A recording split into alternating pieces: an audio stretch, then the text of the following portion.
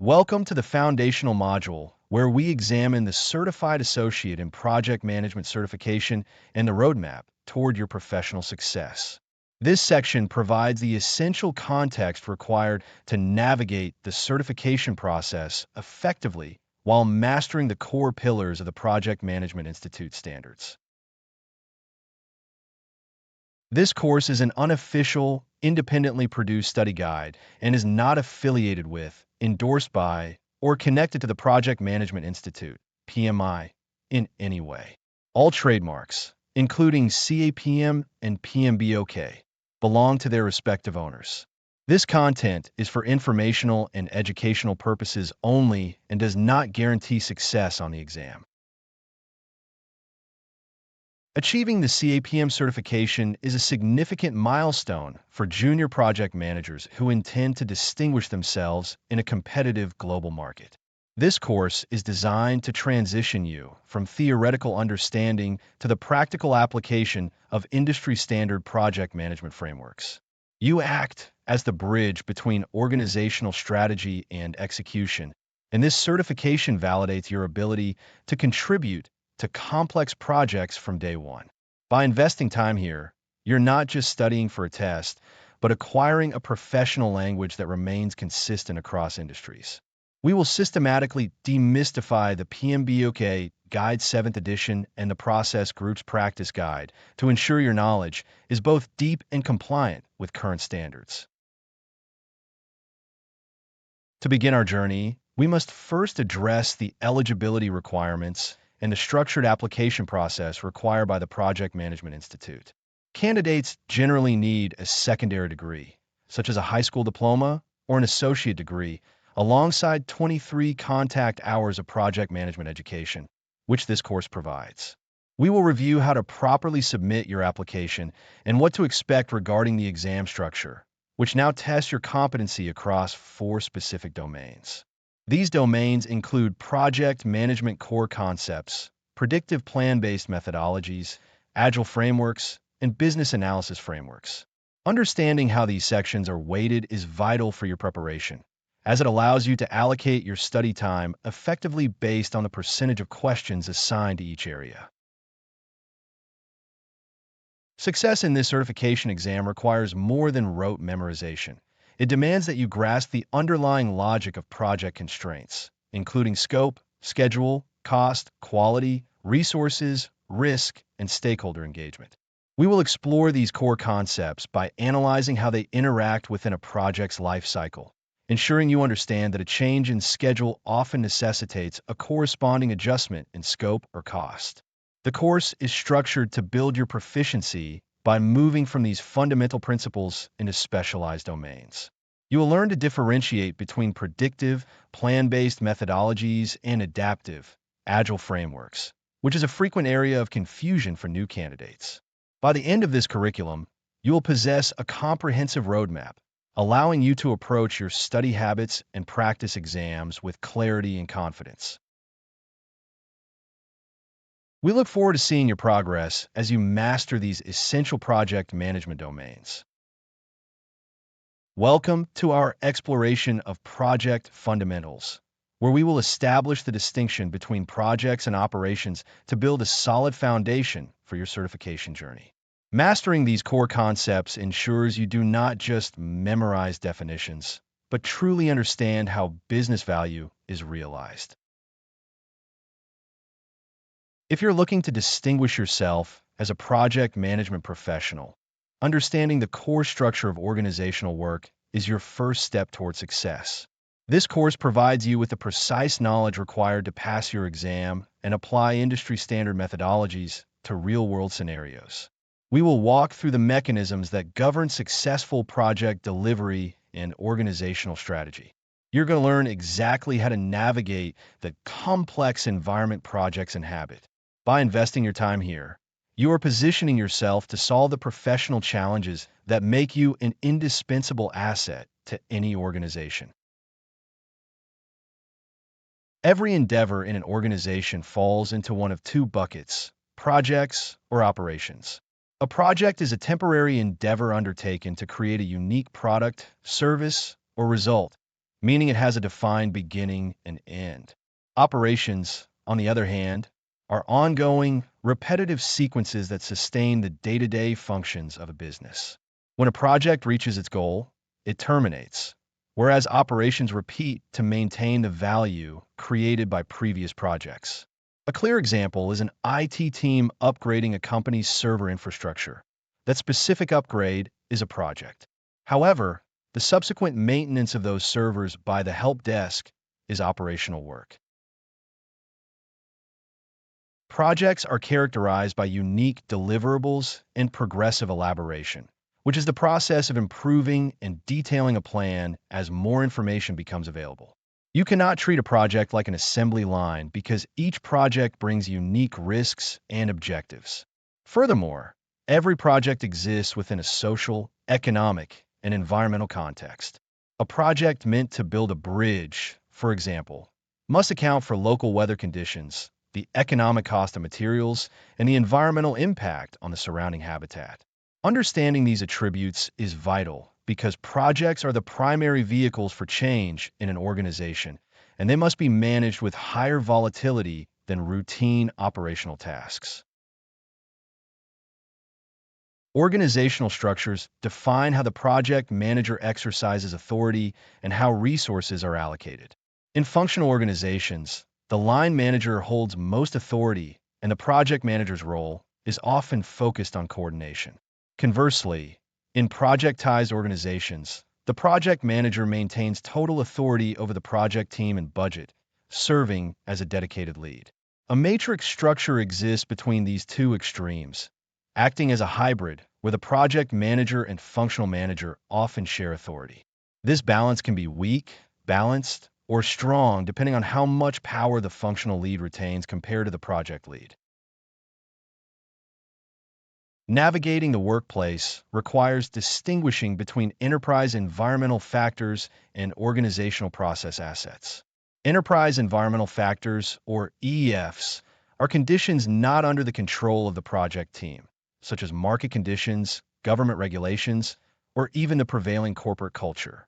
These factors act as constraints or influences that you must simply account for during planning.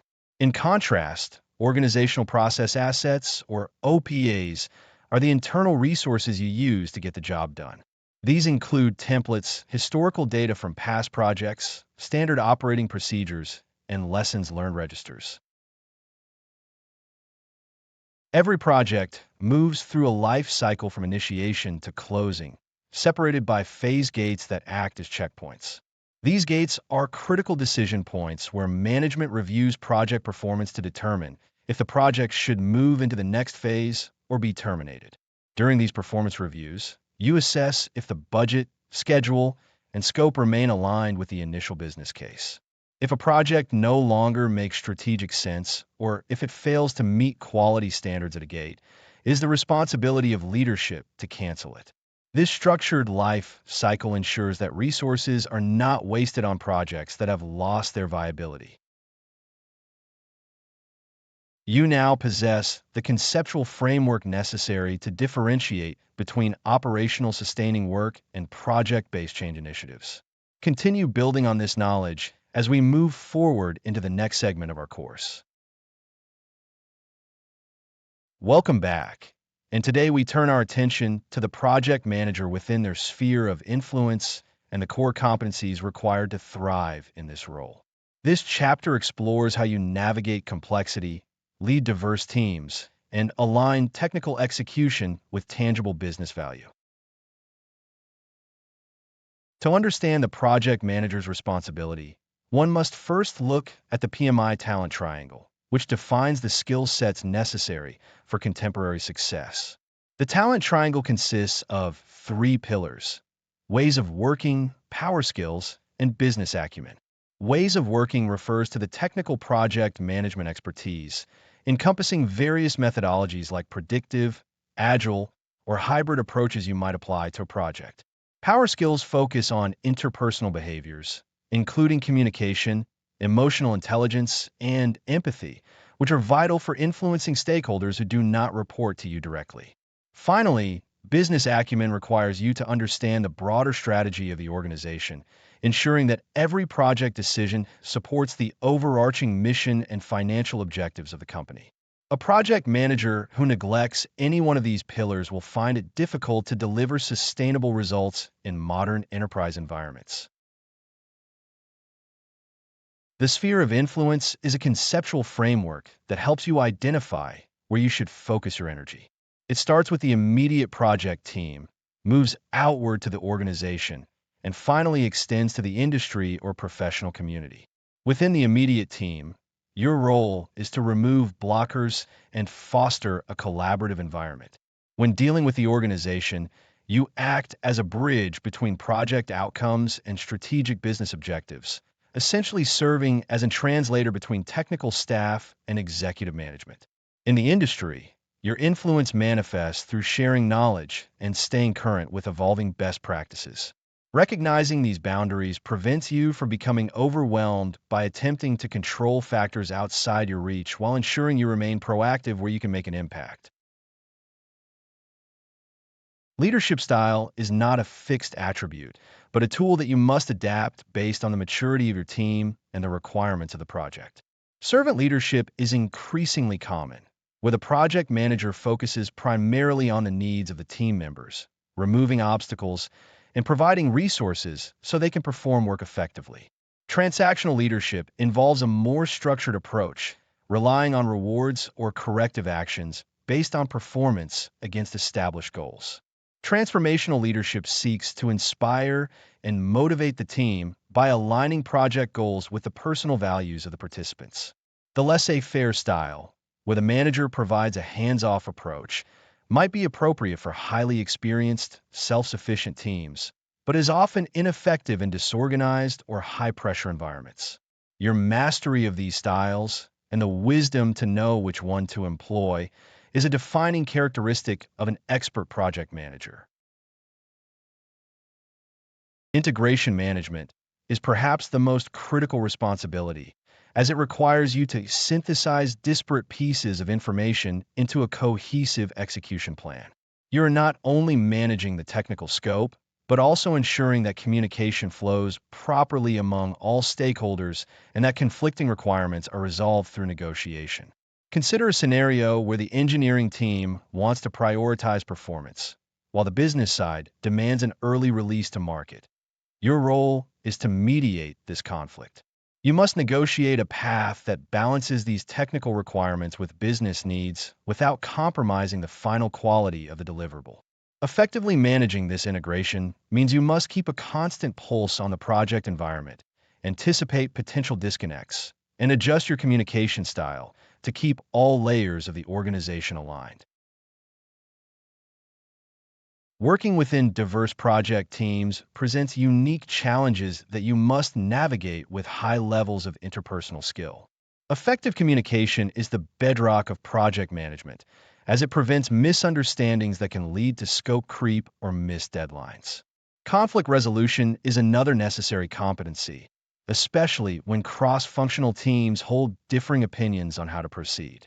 When you encounter such situations, it is essential to focus on interest-based negotiation, where you look for common ground rather than focusing on positional bargaining. By fostering an environment where team members feel heard and respected, you increase the likelihood of achieving consensus even in high-stakes situations. Your ability to read the room and manage the political landscape of a stakeholder environment is a subtle yet vital part of your daily work. See you in the next lecture. Welcome back to our journey toward CAPM certification, as we now turn our attention to the delicate art of balancing project constraints. In this chapter, you will master the foundational mechanics of how project variables interact and how to maintain control over your project trajectory. When we talk about project constraints, we often start by visualizing the iron triangle, which consists of scope, schedule, and cost. These three elements are intrinsically linked, meaning that tightening one inevitably puts pressure on the other two. If a stakeholder's requests an increase in scope without providing additional time or budget, the quality or the ability to deliver the project effectively will almost certainly degrade. You can think of this as a closed system where energy, or in this case resources, must be conserved. Mastery of the CAPM exam requires you to understand not just these primary three, but how they interface with quality, risk, and resources. By acknowledging these six variables, you transform a rigid model into a more nuanced framework that better survives the volatility of real-world project environments. The complexity of project management increases as we expand the constraint model to include quality, risks, and project resources. Quality is often the variable that suffers when schedule or cost constraints are squeezed, yet it must remain a non-negotiable standard defined in the project's early phases. Resources form the backbone of your ability to complete tasks, as they carry the required skills to execute the scope within the allotted time. Risks are the unknowns that can derail your plans, and they must be buffered by contingencies that inherently consume cost or time. Therefore, every movement in your schedule baseline or your scope statement acts as a ripple effect throughout your entire constraint matrix. A skilled project manager does not merely accept these trade-offs as failures, but manages them as a deliberate calculation to balance competing priorities. The project charter is the foundational document where your high-level constraints are formally defined and authorized by the sponsor. It serves as your primary reference point, providing the explicit mandate that allows a project manager to utilize organizational resources. If you find yourself in a situation where stakeholders are demanding changes that deviate from these top-level constraints, the charter provides the authority to hold the line or formally initiate a change process. It establishes the initial boundaries and the business case, ensuring that everyone starts with a shared understanding of what success looks like. Without the charter, you lack the defensive wall needed to prevent scope creep and the clear authorization required to make trade-offs when resources become limited. Understanding this document is not just good practice, it is a technical requirement for ensuring your project remains aligned with the organizational vision. Managing these constraints effectively requires the implementation of baselines, which act as your reference points for performance measurement. A baseline for scope, schedule, and cost provides a frozen snapshot of what you expect to achieve by a specific point in time. When you deviate from these baselines, you are not necessarily failing. Rather, you are identifying a variance that needs to be communicated and managed. You need to monitor your actual performance against these baselines constantly to detect drift before it becomes unrecoverable. This is where the concept of earned value management often comes into play, as it allows you to quantify exactly how your current progress lines up against your initial estimates. By maintaining these baselines, you provide the transparency necessary for informed decision-making and stakeholder accountability throughout the project lifecycle. Balancing competing priorities is essentially an exercise in negotiation and trade-off analysis. When a project faces a sudden restriction in funds, you have to decide whether to reduce the team size, extend the timeline, or de-scope certain features. Each decision requires a thorough analysis of how it impacts the other remaining constraints, and you should always prioritize them based on the specific goals set by your sponsor. There is no silver bullet here, only the necessity of clear communication and valid data to back up your recommendations. You must convey to stakeholders that every change has an associated cost and that they must accept the trade-offs associated with their requests.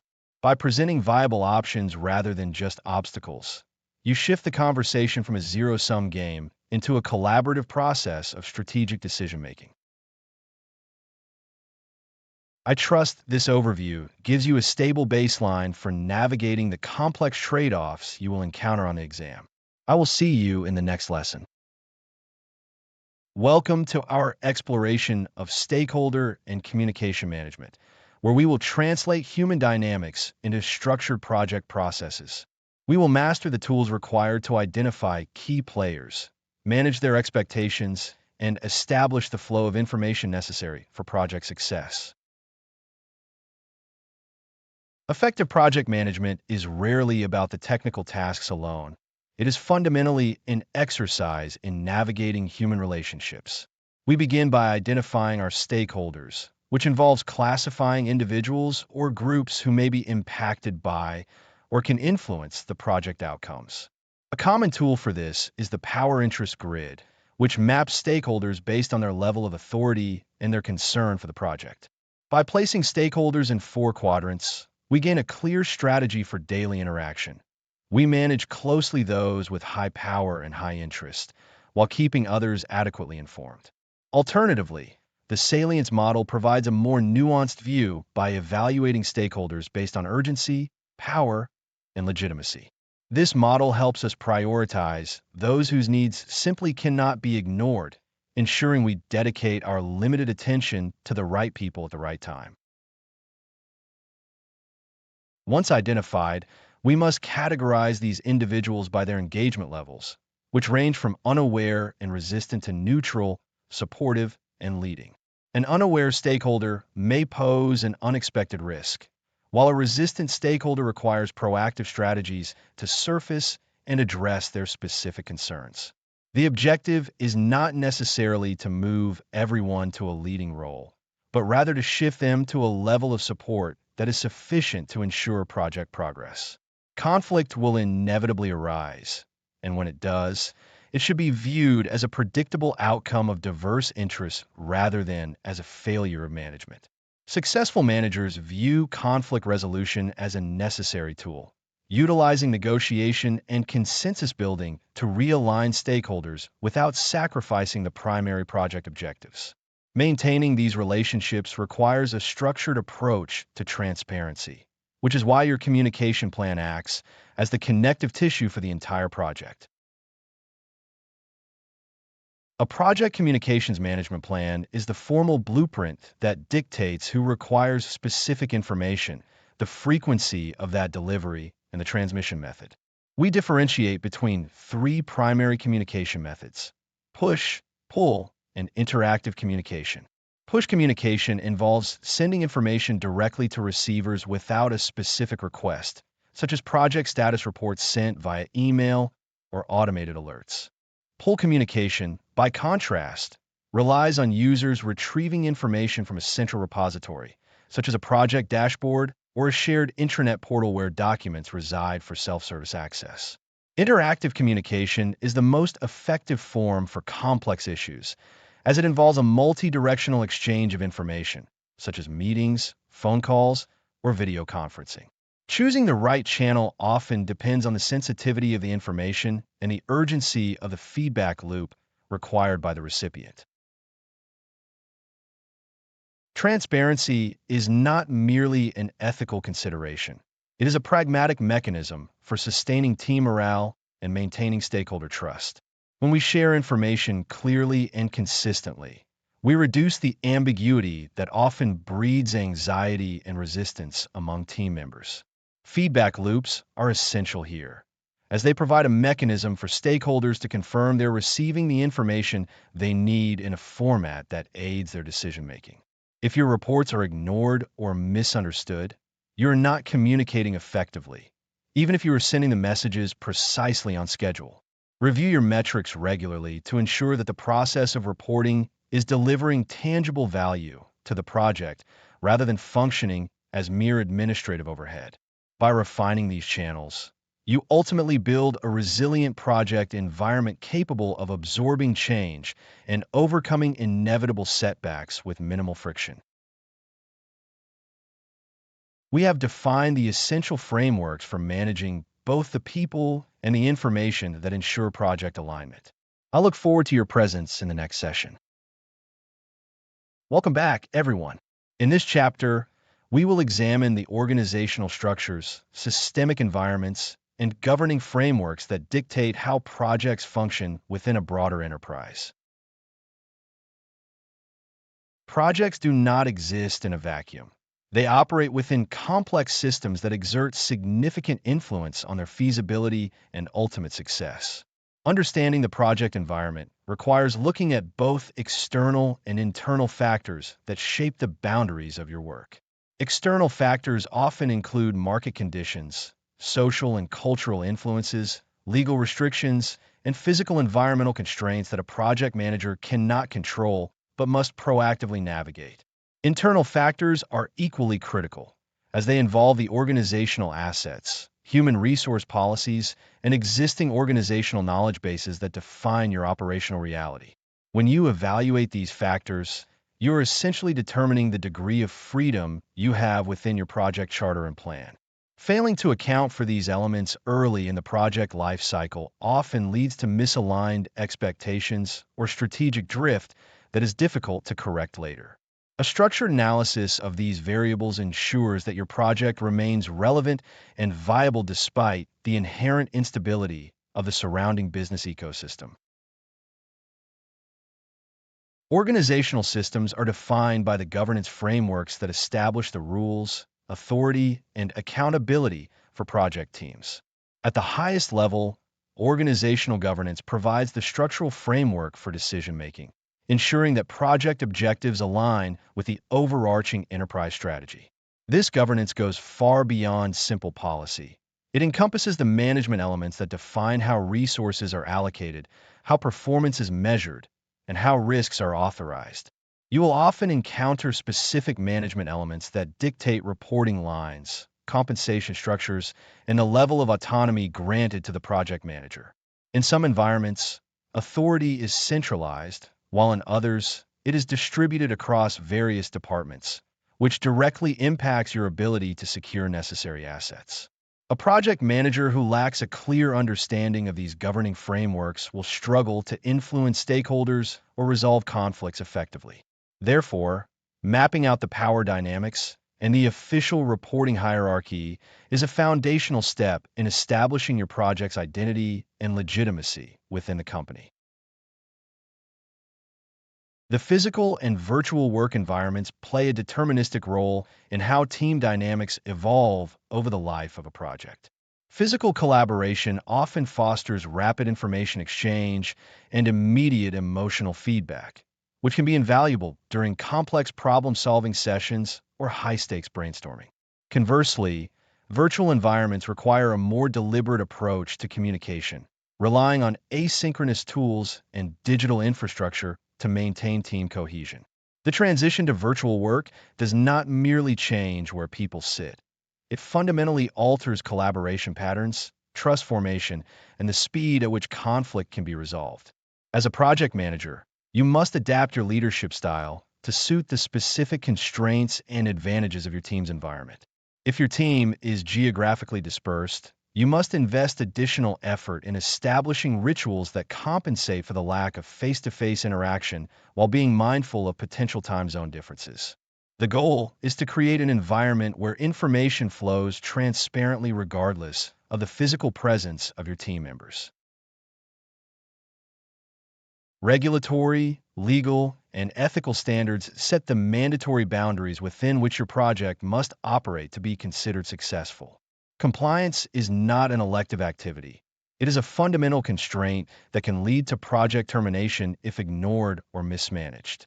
Legal requirements often depend on the industry and the geography of the project, ranging from environmental safety mandates to labor laws and intellectual property protections.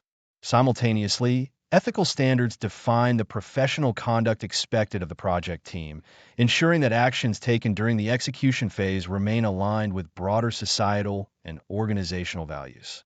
Ethical dilemmas often arise when project timelines are compressed, creating a risk where corners might be cut in order to meet an artificial deadline. A robust project management plan acknowledges these risks by integrating compliance checks directly into the quality management and project control processes. By treating regulatory and ethical adherence as a quality gate rather than a hurdle, you protect the organization from liability and enhance the long-term sustainability of the project deliverables. Corporate culture and climate represent the intangible forces that dictate how decisions are actually made on the ground. While a formal chart might show one structure, the actual decision-making process is often guided by the established traditions, values, and behavioral norms of the organization. Corporate culture reflects the long-term personality of the company, whereas the climate is a more ephemeral assessment of the current work environment, such as the perceived urgency or the general level of team morale. When you align your project activities with the prevailing corporate culture, you gain political capital and reduce resistance from stakeholders who are accustomed to specific ways of doing business. Conversely, if your project requires a drastic change in behavior or process, you must be prepared to manage the resulting cultural friction through focused communication and change management efforts. Recognizing that culture is a variable that can be influenced, rather than a static wall, allows you to navigate organizational resistance with greater precision and diplomatic skill. To facilitate these complex environments, many organizations implement a project management office, or PMO, which serves as a centralized anchor for project activities. A PMO can act as a supportive entity by providing templates, best practices, and historical data, or can take on a controlling function by demanding strict adherence to specific methodologies and reporting requirements. In a directive model, the PMO goes further by actively managing the projects itself, essentially assigning resources and managing the project manager's work directly.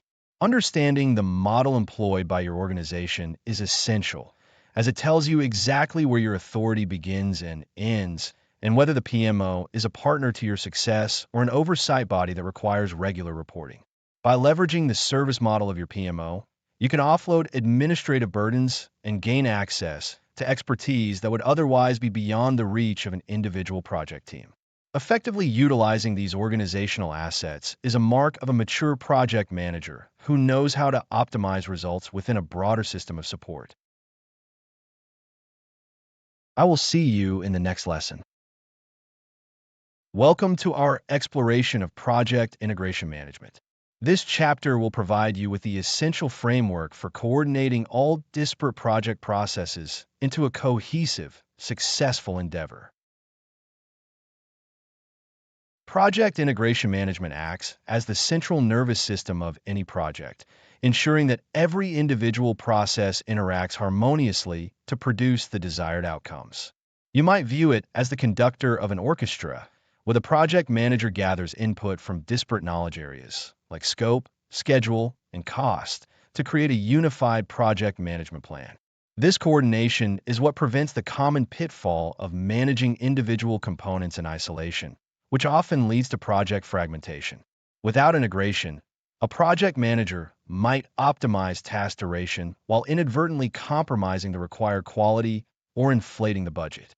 We start by developing the project management plan, which serves as the foundational document describing how the project will be executed, monitored, and controlled. This plan is not a static artifact, but a living guide that must accommodate the inherent volatility of project environments. By centralizing decision-making and ensuring all subsidiary plans align with the overall project business case, you maintain control over the project trajectory. Success in this area requires a holistic mindset, looking at how changes in one area ripple through the entire system. Directing and managing project work is the primary process for executing the project management plan to achieve the project objectives. This phase involves leading the team to perform the work defined in the plans, utilizing resources efficiently, and ensuring that communication channels remain open. A significant aspect of this effort involves managing project knowledge, which is often an overlooked component for many practitioners. You must distinguish between explicit knowledge, which is easily codified and stored in documents, and tacit knowledge, which resides within the minds of individuals through their experiences and insights. Effective integration requires systems that allow team members to share their expertise, thereby preventing the loss of institutional intelligence as people rotate on or off the project. If you fail to capture these tacit lessons, you are essentially asking future project teams to rediscover solutions to problems your team has already solved. Encouraging a culture of knowledge sharing ensures that your organization builds a competency library that grows with every completed task and every resolved impediment. Monitoring and controlling project work is the continuous process of tracking, reviewing, and reporting project progress against the performance objectives defined in the plan. This is where you leverage data analysis techniques, such as trend analysis or variance analysis, to understand the current health of the project in quantitative terms. When you compare actual performance against the baseline, you are effectively diagnosing whether the project is on track or requires corrective action to realign with the goals. Status reporting becomes the primary vehicle for communicating this reality to stakeholders, translating complex data into understandable information that supports informed executive decisions. It is not enough to simply collect data. You must interpret it to identify performance deviations before they escalate into crises. By maintaining constant visibility into work performance, you ensure that the project remains aligned with the strategic intent of the organization throughout its life cycle. This rigorous oversight provides the objective data necessary to justify changes and keep the project team focused on high-priority outcomes. Performing integrated change control is the process of reviewing all change requests, approving them, and managing the implementation of those changes.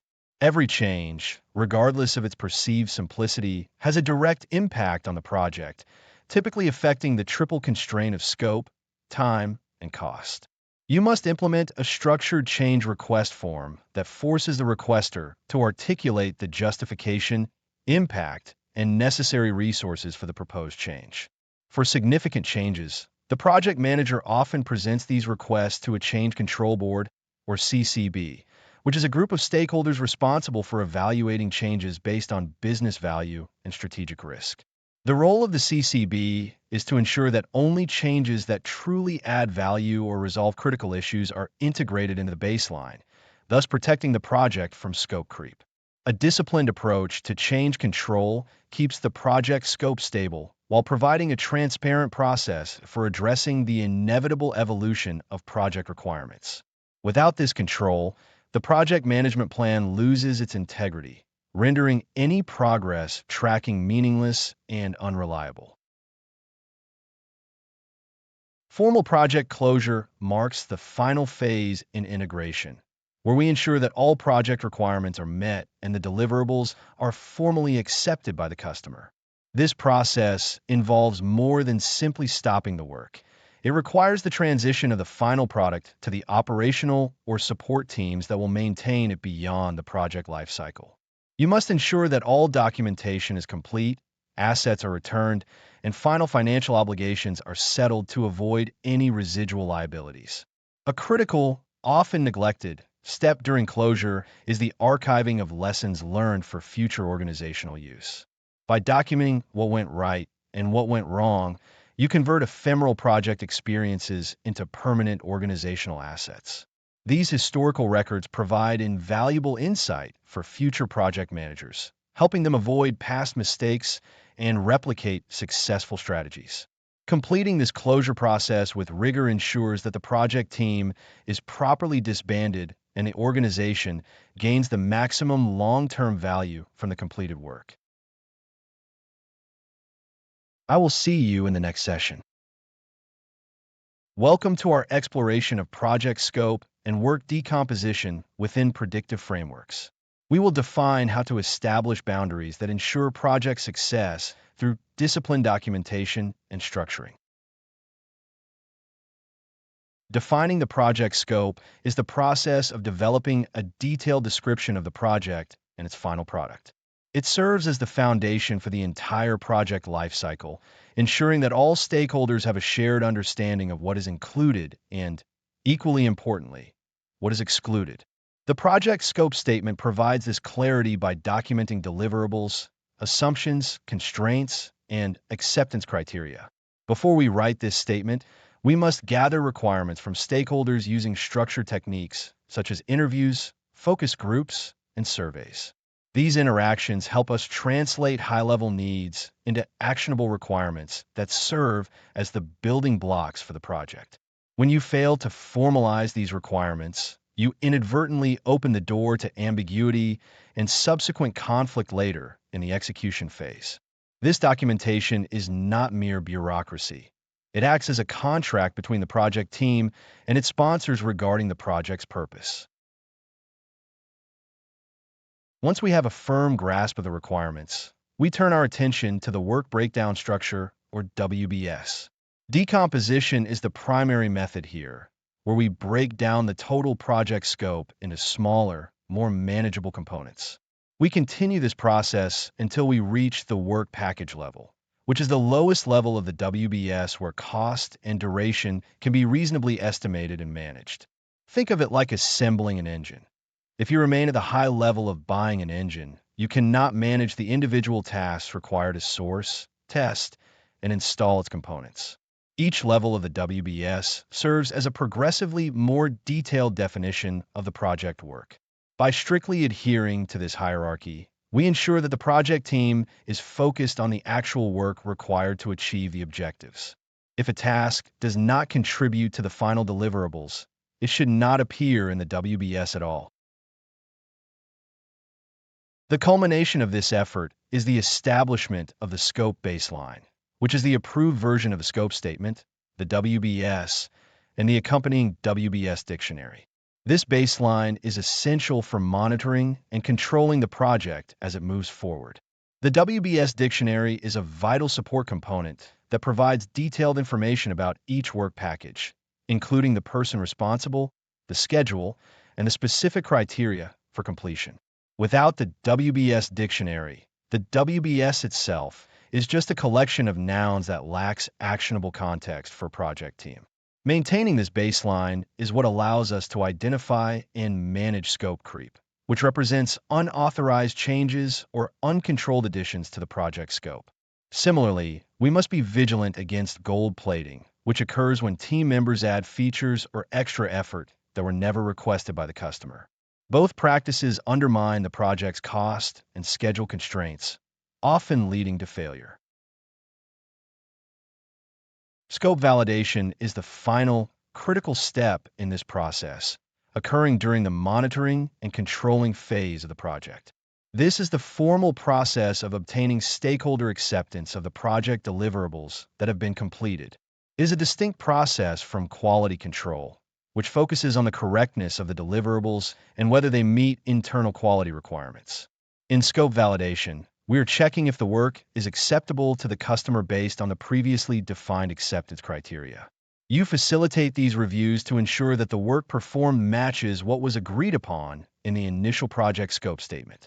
If a deliverable fails this validation, it is identified as a defect or a scope gap that must be addressed before the final closure of the phase. This rigor ensures that the project team remains disciplined, delivering exactly what the business case demands and nothing outside of that scope. I look forward to discussing how these work packages transition into a project schedule in our next interaction. Hello, and welcome back. Today we're going to explore the mechanics behind project schedules and the critical path method. In this chapter, we will dissect how to transform a scope definition into a temporal roadmap that dictates the success of your project delivery. The foundation of any schedule begins with the deliberate definition of activities and their subsequent sequencing. When you break down the high-level scope, you are essentially creating a list of granular actions that require time, people, and resources to complete. The most common technique for this is the precedence diagramming method, often abbreviated as PDM. In PDM, you arrange activities in a logical flow using dependencies such as finish to start to start, finish to finish, or start to finish relations. By mapping these dependencies, you create a network diagram that visualizes the order of execution rather than just a simple list. This structural integrity is vital because it establishes the precedence logic that prevents circular dependencies and ensures a realistic workflow. Without these logical links, you cannot calculate the duration of the project or determine which tasks must happen before others.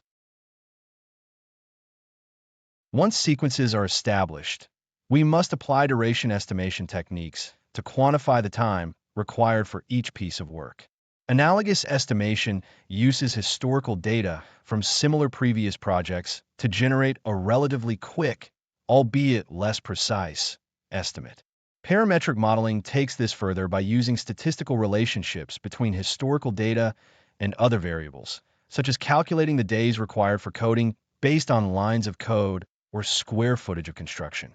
If your project has enough detail, bottom-up estimation becomes the gold standard by aggregating the individual durations of smaller work packages to reach a total estimate for higher-level activities.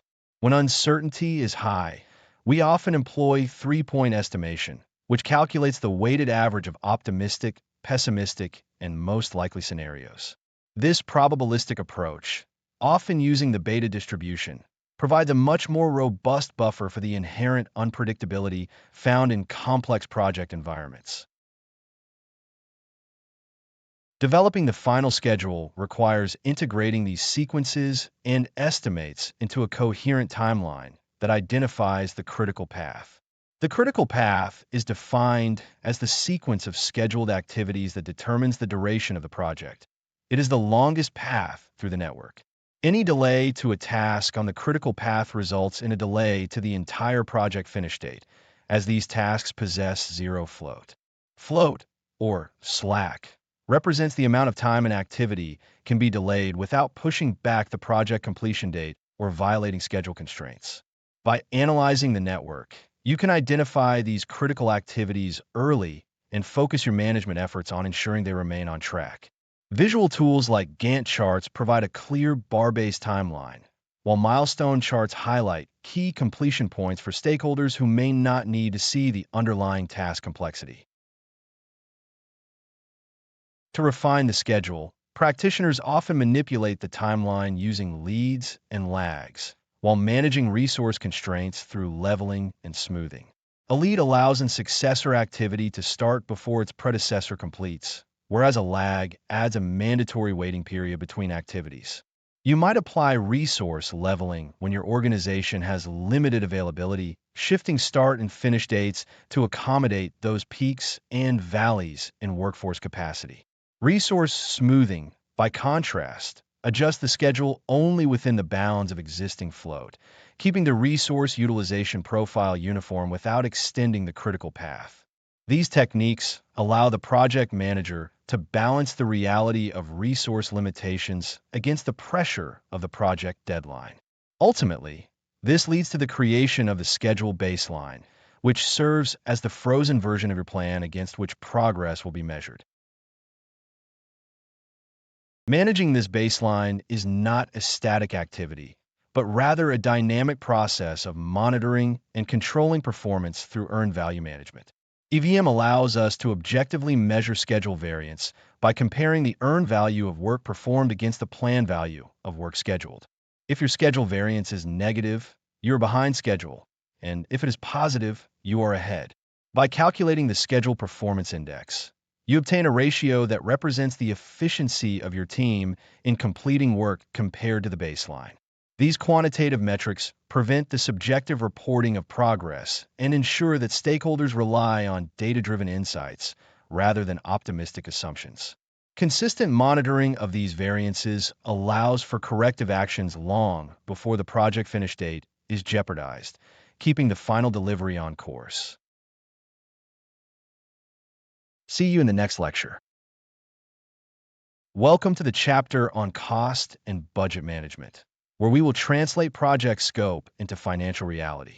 We will explore how to aggregate estimates to build a baseline, manage reserves, and track performance using quantitative metrics.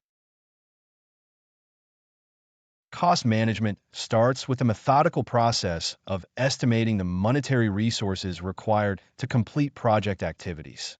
You must distinguish between direct costs, which are expenses directly attributable to project work, such as labor and materials, and indirect costs, also known as overhead, which include shared resources like corporate office space or administrative support. Furthermore, all costs fall into one of two categories regarding their behavior.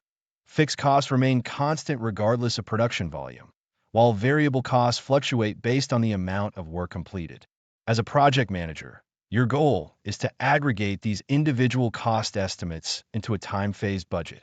This aggregation process creates the cost baseline, which is the approved version of the time-phased project budget, excluding any management reserves.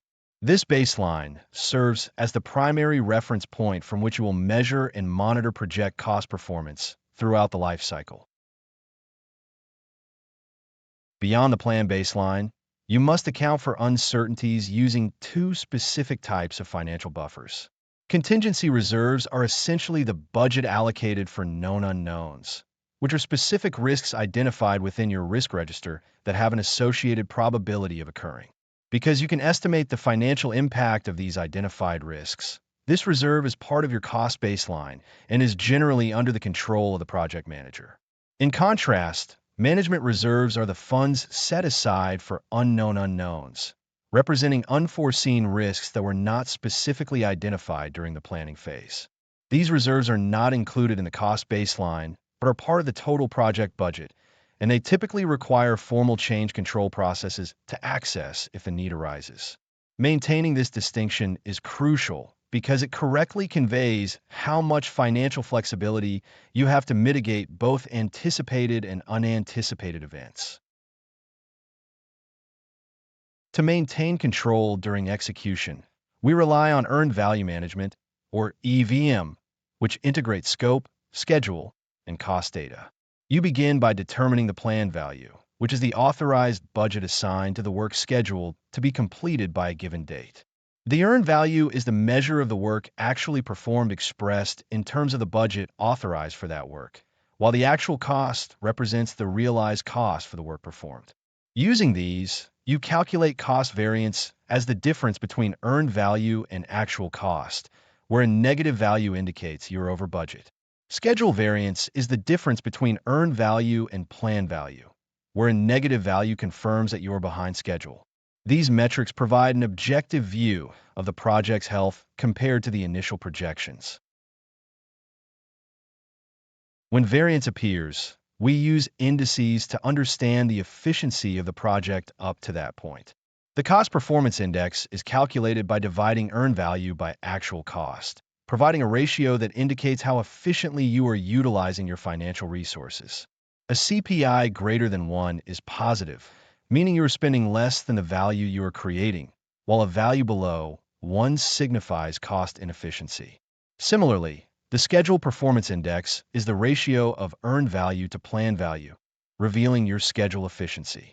If at any point you need to forecast the final outcome, you use the estimate at completion calculation, which updates the total expected cost based on performance.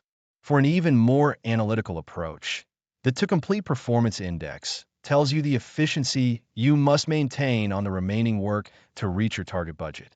Following these calculations ensures that you're not just watching the money leave the account, but actively steering the project toward its financial goals. I will see you in the next lecture. Welcome to this deep dive into quality management standards, where we will examine the rigors of delivering project excellence. In this chapter, you will master the essential frameworks for ensuring your outputs actually satisfy stakeholder needs. In project management, we must first distinguish between quality and grade, as they are often conflated but represent distinct concepts. Quality is the degree to which a set of inherent characteristics fulfills requirements, essentially speaking to a product's fitness for use. A low-grade product is not necessarily a low-quality product. An inexpensive, basic watch that keeps perfect time is high quality but low grade. Conversely, a luxury watch that often loses minutes is high grade but low quality. As project managers, our role is to ensure that the project scope matches the required quality level, not necessarily the highest grade achievable. Failure to clarify these expectations early often results in wasted resources and dissatisfied stakeholders. We define quality through the lens of satisfying the explicit needs and implicit expectations of our customers. This distinction is critical because gold plating or adding unnecessary features can actually decrease the overall project value. Our objective is to meet the requirements precisely, balancing cost, time, and performance without crossing into over-engineering. Quality management is structured around three primary processes: quality planning, quality assurance, and quality control. Quality planning involves identifying the standards relevant to the project and determining how to satisfy them. We then transition to quality assurance, which is a process-oriented activity focused on instilling confidence that the quality requirements will be fulfilled. It ensures that the team follows the established policies and procedures designed to prevent defects before they occur. Quality control, by contrast, is the reactive component where we monitor specific project results to ensure they comply with the relevant quality standards. We use data from these measurements to identify causes of poor performance and recommend corrective actions. This continuous loop requires consistent attention throughout the project lifecycle to maintain alignment with stakeholder expectations. Managing these three facets effectively is what characterizes a disciplined project environment.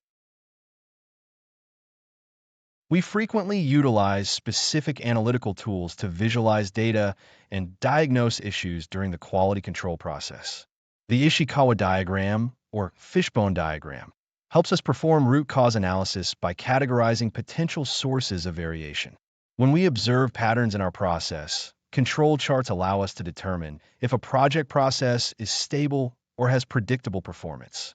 We rely on flowcharts to analyze the sequence of steps in a process, making it easier to identify where bottlenecks or defects might originate. Furthermore, scatter diagrams enable us to study the relationship between two variables, such as the correlation between project duration and error rates. These graphical representations are not merely decorative, but serve as vital diagnostic instruments for the project team. By systematically applying these tools, we move from anecdotal observations to evidence-based decision-making. Utilizing these techniques requires accuracy, but they provide the clarity necessary to steer a project back toward its prescribed thresholds. The cost of quality, or COQ, is an economic framework that captures the total cost incurred to achieve product quality. We divide these costs into the cost of conformance and the cost of nonconformance. Prevention costs and appraisal costs fall under conformance, representing the investment made to keep defects out of the final deliverable. Prevention costs include training, documentation, and design reviews, while appraisal costs cover testing, inspections, and audits. On the other side, nonconformance includes internal failure costs found before shipping, such as rework or scrap, and external failure costs, which are the most expensive, occurring after the product reaches the customer. Recognizing the exponential rise in costs as we move from prevention to external failure is essential for a project manager. We aim to front-load our investments into prevention to minimize the catastrophic financial impact of external failures. This strategic allocation of resources forms the backbone of a mature quality management plan. Continuous improvement is the engine that drives modern project methodology, often embodied by the Plan-Do-Check-Act cycle. This iterative process begins with planning the change, followed by executing the change on a small scale. We then monitor the results by checking the outcomes against our previous expectations. Finally, we act on the feedback to institutionalize the improvement or restart the cycle if the desired results were not achieved. By focusing on variability reduction, we improve not only the final product, but also the efficiency of the processes used to build it. Stakeholders expect that the project team is learning from mistakes and optimizing workflows as the project progresses. This disciplined approach ensures that errors are addressed systemically rather than treated as isolated incidents. We must maintain this cycle to ensure that deliverables remain fit for use throughout the varying stages of a project's life. I will see you in the next lecture. Welcome to this chapter on resource and procurement strategy, where we will examine how to efficiently organize your team and secure necessary external assets for project success. By the end of this section, You will possess a complete understanding of how to manage both your internal human resources and the external supply chain to maintain project alignment. Resource management begins with meticulous planning that maps the project requirements to specific skills and organizational roles. To keep this transparent, we often employ the responsibility assignment matrix or RACI chart, which explicitly defines who is responsible, accountable, consulted, and informed for each deliverable. This level of clarity prevents the ambiguity that frequently leads to conflicts or missed milestones, as everyone understands their unique contribution from the onset. Once roles are established, we must move toward the acquisition and development portion of team management. This involves not only selecting the right candidates based on their technical proficiency, but also investing in their growth through structured training and team-building interventions. A team is not merely a collection of individuals. It is a synergistic unit that requires active cultivation to improve communication and collaborative efficiency over time. Beyond human capital, projects frequently depend on the availability and maintenance of physical resources, such as equipment, materials, and infrastructure.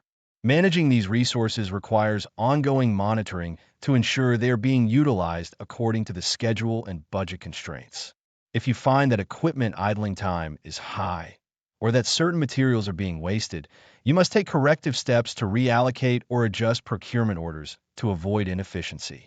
This synchronization between the project's schedule and resource availability is a fundamental aspect of resource management, ensuring that work is never stalled due to a lack of inputs.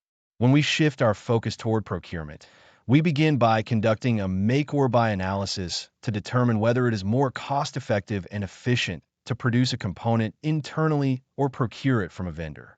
This decision-making process is critical because it directly impacts your project budget and the level of control you maintain over the final output. Once you decide to procure external goods or services, selecting the appropriate contract type becomes the next logical step in structuring the partnership. Fixed-price contracts are generally preferred when the scope of work is well-defined, as they shift the risk to the seller, providing predictability for your budget. Conversely, if the scope is fluid or complex, cost-reimbursable contracts allow for flexibility while covering the seller's expenses, though they require more oversight to ensure those costs remain reasonable. Time and materials contracts serve as a hybrid, often used for smaller staff augmentation tasks where the duration is difficult to estimate upfront. Choosing the right contract is not just about cost. It is about allocating risk in a way that protects the project while incentivizing the seller to deliver high-quality work within the established timelines. The actual procurement process involves creating comprehensive bid documents that clearly articulate your requirements to potential vendors, followed by the application of rigorous evaluation criteria to select the right partner. These criteria often include factors like technical ability, financial stability, and previous performance history on similar projects. Once a contract is signed, the responsibility shifts toward managing the seller relationship through active communication and performance monitoring. You're not just buying a product or a service. You're entering into a strategic partnership where you must ensure that deliverables are meeting quality standards and that procurement protocols are being followed. Effective supplier management minimizes the likelihood of disputes and ensures that the goods and services acquired contribute positively to the overall success of the project. A well-executed procurement strategy serves as a safety net, guaranteeing that your team is supported by reliable outside providers exactly when they need to be. I will see you in the next lecture. Welcome back. In this chapter, we explore risk management, a critical competency for any project manager tasked with delivering value under conditions of uncertainty. Risk management is not about predicting the future with absolute certainty, but about establishing a framework to handle uncertainty effectively. You must learn to distinguish between risks, which are uncertain events that may impact project objectives, and issues, which are those events that have already occurred. Successful project managers maintain a dynamic risk register, a living document serving as the central repository for all identified risks. This register must contain the risk description, its potential impact, the probability of occurrence, and the assigned owner responsible for monitoring it. You should treat the risk register as a strategic tool rather than a mere administrative burden, as it provides the visibility required to make informed decisions throughout the project lifecycle. Identifying risks early through techniques like root cause analysis or SWOT analysis, strengths, weaknesses, opportunities, and threats, is essential for proactive management. When you fail to document these uncertainties, you lose the opportunity to develop structured responses before a threat manifests into a project-ending crisis. By maintaining this high level of diligence, you transform vague anxiety about the project's future into manageable, categorical data points that you can track and communicate to stakeholders. Once you have established your risk register, you must transition into qualitative risk analysis to prioritize your focus. This process typically utilizes a probability and impact matrix, where you map each risk based on the likelihood of its occurrence versus the severity of its impact on project objectives like schedule or budget. This allows you to differentiate between high-priority risks that require immediate mitigation and low-priority items that can be monitored in the background. It is important to remember that these ratings are subjective and rely heavily on the collective expertise of your project team and subject matter experts. By facilitating workshops to assess these qualitative factors, you build shared understanding and buy-in regarding which risks pose the greatest threat to your project success. While qualitative analysis provides a quick, visual snapshot for prioritization, it does not provide the numerical precision required for complex financial or schedule modeling. You should view this exercise as a filtering mechanism that prevents you from becoming overwhelmed by a large number of lower-impact risks. When a project environment demands higher precision, you must turn to quantitative risk analysis. This method involves numerical analysis of the effects of identified risks on overall project objectives.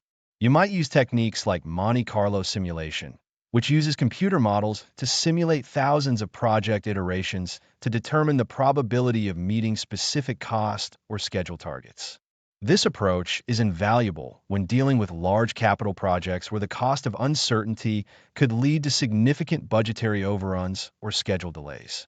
Unlike qualitative analysis, quantitative methods require high-quality historical data and precise assumptions to be useful. If your data inputs are flawed or biased, the output of your model will be equally unreliable, a scenario often referred to as garbage in, garbage out.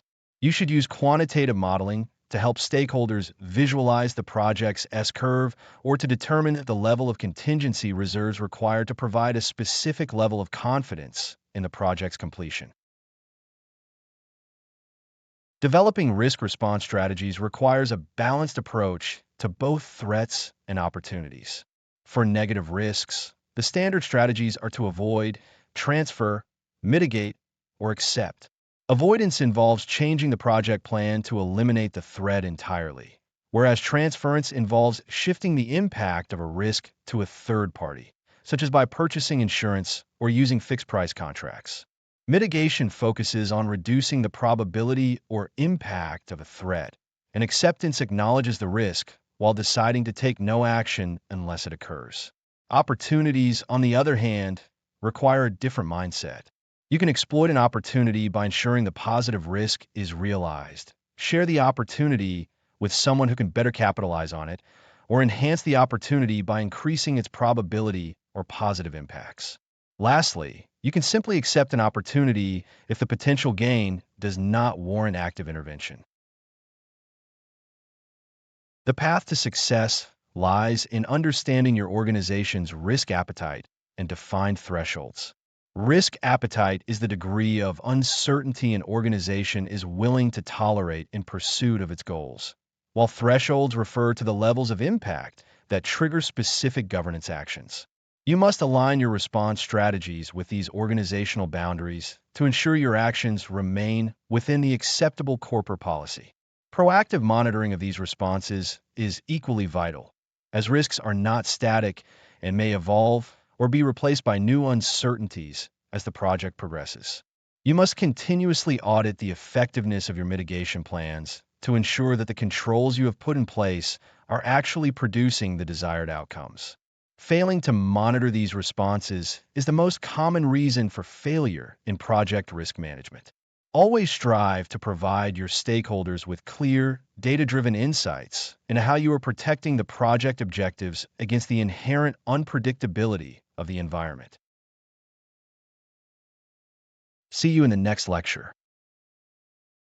Welcome to the Agile section of our course, where we explore the foundational values that define modern, iterative project management. In this chapter, we will dismantle the rigid constraints of traditional planning to build a flexible mindset capable of delivering value in complex environments. If you have struggled to reconcile the structured requirements of the CAPM exam with the reality of rapid, changing markets, this section is designed specifically for you. By mastering these Agile values, you're not just learning definitions for a test, you're acquiring the essential toolkit to lead teams that prioritize product quality and customer satisfaction above all else.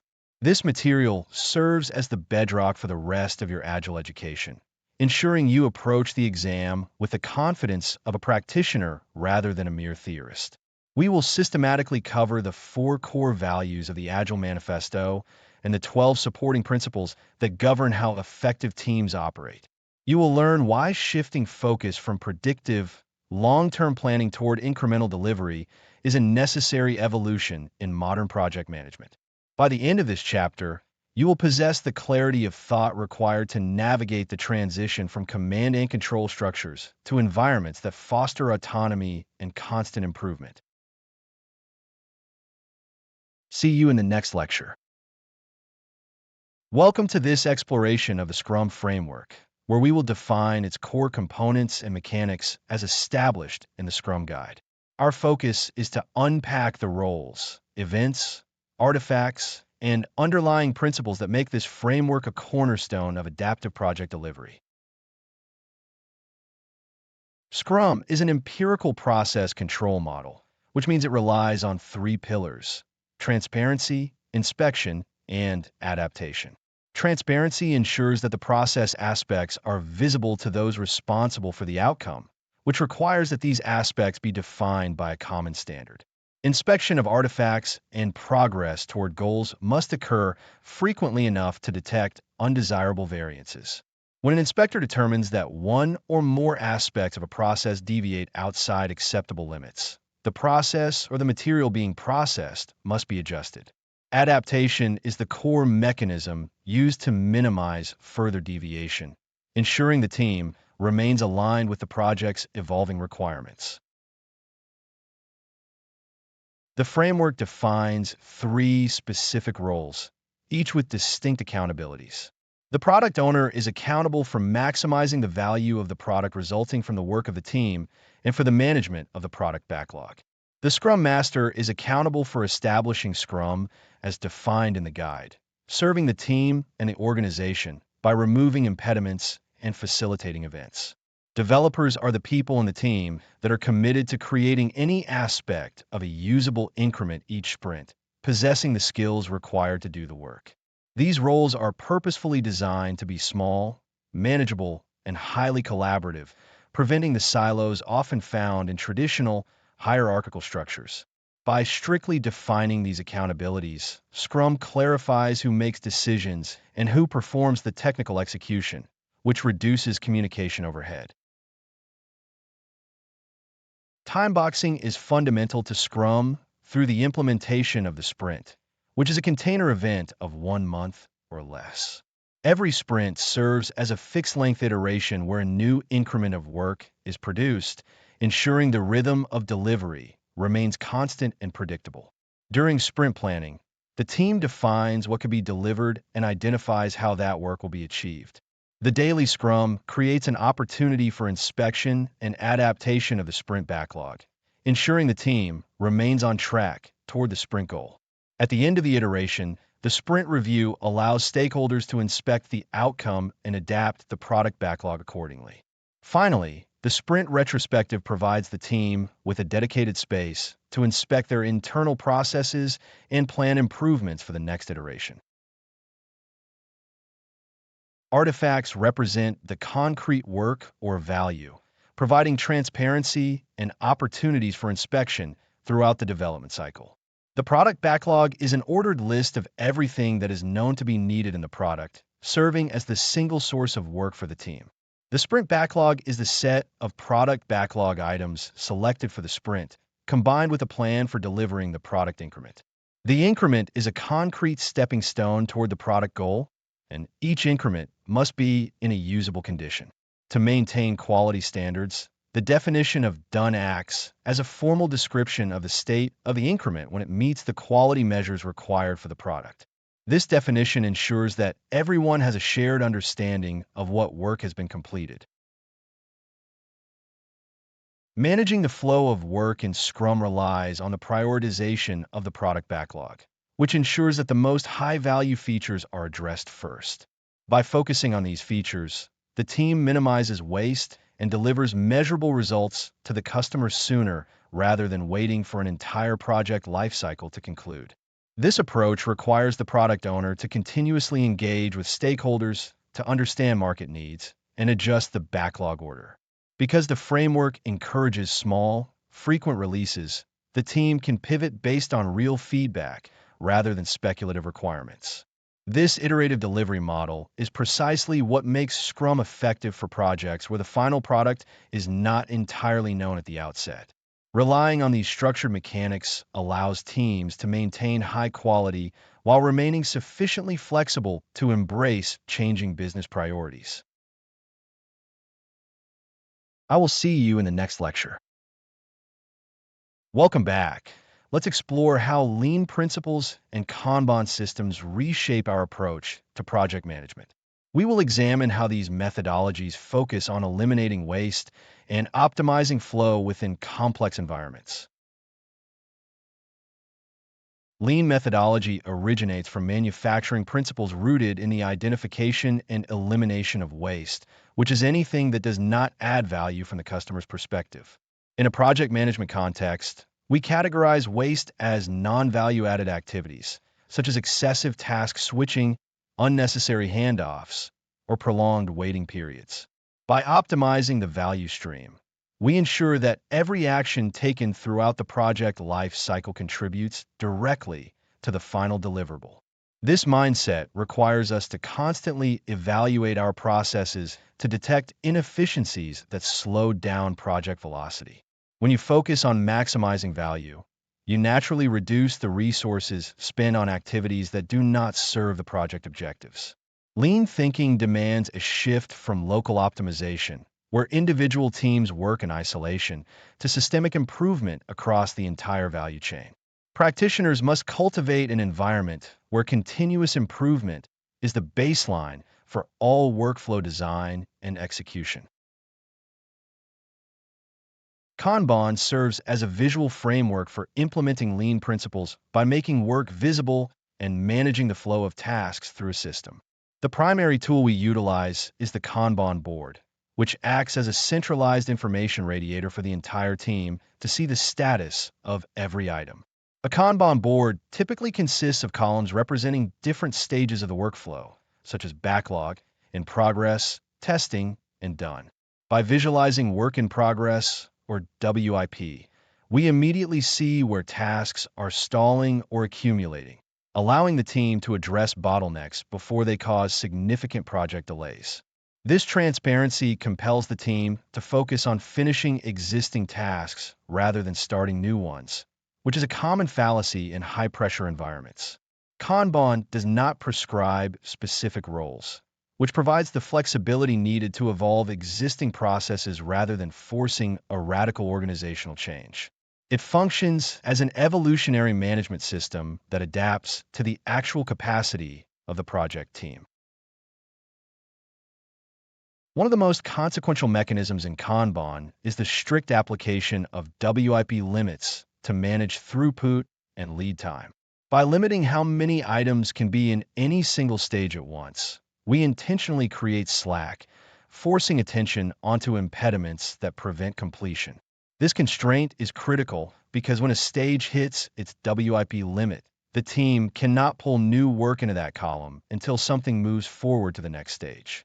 Pull systems operate on demand, meaning work is only initiated when there is capacity available within the system to handle it. This stands in stark contrast to push systems, where tasks are forced into the workflow regardless of current capacity, often leading to massive backlogs and overwhelmed workers. By enforcing a pull-based workflow, we stabilize the delivery rate and make project timelines significantly more predictable. We differentiate Kanban from Scrum primarily through the flexibility of the delivery cycle and the absence of fixed-length time boxes.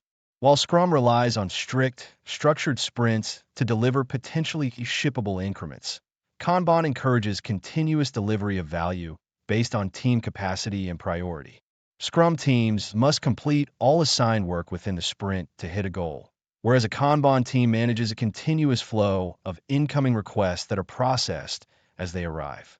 Because Kanban allows for items to be added as soon as space opens up, it is often more suitable for dynamic environments where priorities shift on a daily or weekly basis. This flexibility does not mean a lack of discipline. Rather, it requires a higher degree of team maturity to maintain the integrity of the WIP limits and the flow of the board. Both frameworks aim for agility, but they offer different structural trade-offs for achieving that end. To ensure our processes remain optimized, we rely on empirical data like cycle time and visual tools like cumulative flow diagrams. Cycle time measures the total elapsed time from the moment a work item enters the system until it is finished, providing a direct metric for how fast we are delivering value. A cumulative flow diagram maps the number of work items in each state over time, allowing us to identify seasonal patterns, rising WIP levels, or structural bottlenecks. A wide band in the diagram indicates that a specific stage is causing a queue, which acts as a clear signal for process improvement. We use these metrics not to punish the team, but to understand the reality of our current system performance. Continuous measurement allows for an iterative approach where we refine our workflows based on what the data actually tells us about our productivity. By focusing on these metrics, you transition from managing people to managing the system of work. See you in our next session. Welcome to this section on Agile planning and estimation, where we will translate abstract project requirements into actionable development sequences. By mastering these techniques, you will possess the precise tools necessary to forecast delivery and align team efforts with stakeholder value. In the domain of Agile project management, we move away from traditional, deterministic scheduling toward a model based on relative, sizing, and empirical performance. The primary unit of work in this ecosystem is the user story, which should ideally follow the persona action benefit format to ensure clear intent. By stating that as a specific persona, the user needs to perform an action, the project team can better grasp the desired benefit or outcome. This structure shifts the narrative away from technical requirements and grounds it firmly in the value delivered to the end user. When these stories enter our backlog, we apply refinement techniques to ensure they are ready for development, which implies they have been sufficiently broken down and analyzed. A well-refined backlog serves as the foundation for both long-term release planning and short-term iteration planning. Keeping the backlog healthy requires consistent attention to detail and ongoing dialogue between the product owner and the development team. Because human beings are inherently poor at estimating absolute time, Agile methodologies rely on relative estimation. Instead of asking how many hours a task will take, we compare the complexity, effort, and uncertainty of a new story against a previously completed baseline. Story points are the most common currency here, representing a holistic measure of work rather than a simple duration. To facilitate this, teams often use planning poker, a consensus-based technique where individuals vote on the complexity of items to surface hidden risks or misunderstandings. If the team is dealing with high-level conceptual work, t-shirt sizing, using labels like XS, S, M, L, or XL, provides a quick way to group tasks without getting buried in the weeds of granular point assignment. This relative approach acknowledges that knowledge work is unpredictable and that the team's ability to estimate improves as they gain familiarity with the project domain. Once we have estimated our backlog, we must determine the order of execution, usually through prioritization frameworks like Moscow. This technique categorizes requirements into those that are must-have, should-have, could-have, and want-have, providing a clear map for when resources are constrained. Alternatively, value-based prioritization forces us to rank items based on their contribution to business outcomes, ensuring that the highest ROI features are delivered first. Regardless of the method, the goal is to balance the need for long-term vision with the flexibility to adapt to changing market requirements. This planning cycle is not a one-time event. It is an iterative process that breathes alongside the project. By constantly revisiting the backlog and integrating feedback, a team avoids the rigidity of traditional project management while maintaining a semblance of order and predictability for stakeholders who need to know what the team is focusing on next. Forecasting future delivery capability relies heavily on the concept of velocity, which is the sum of story points completed by the team during a specific iteration. Velocity is not a productivity metric to be used for judging individual performance, but rather an observation of the team's capacity as a collective unit. By calculating the average velocity over several sprints, you could derive a reliable baseline for how many points the team is likely to handle in future planning cycles. This data allows for more accurate release planning, as you can divide the total points in the release backlog by the average velocity to predict the number of iterations required for completion. It is a simple calculation, yet it is a powerful communication tool for setting realistic expectations with stakeholders. While this data-driven approach brings clarity, it cannot replace the human element of team health and sustainable pacing. See you in the next lecture.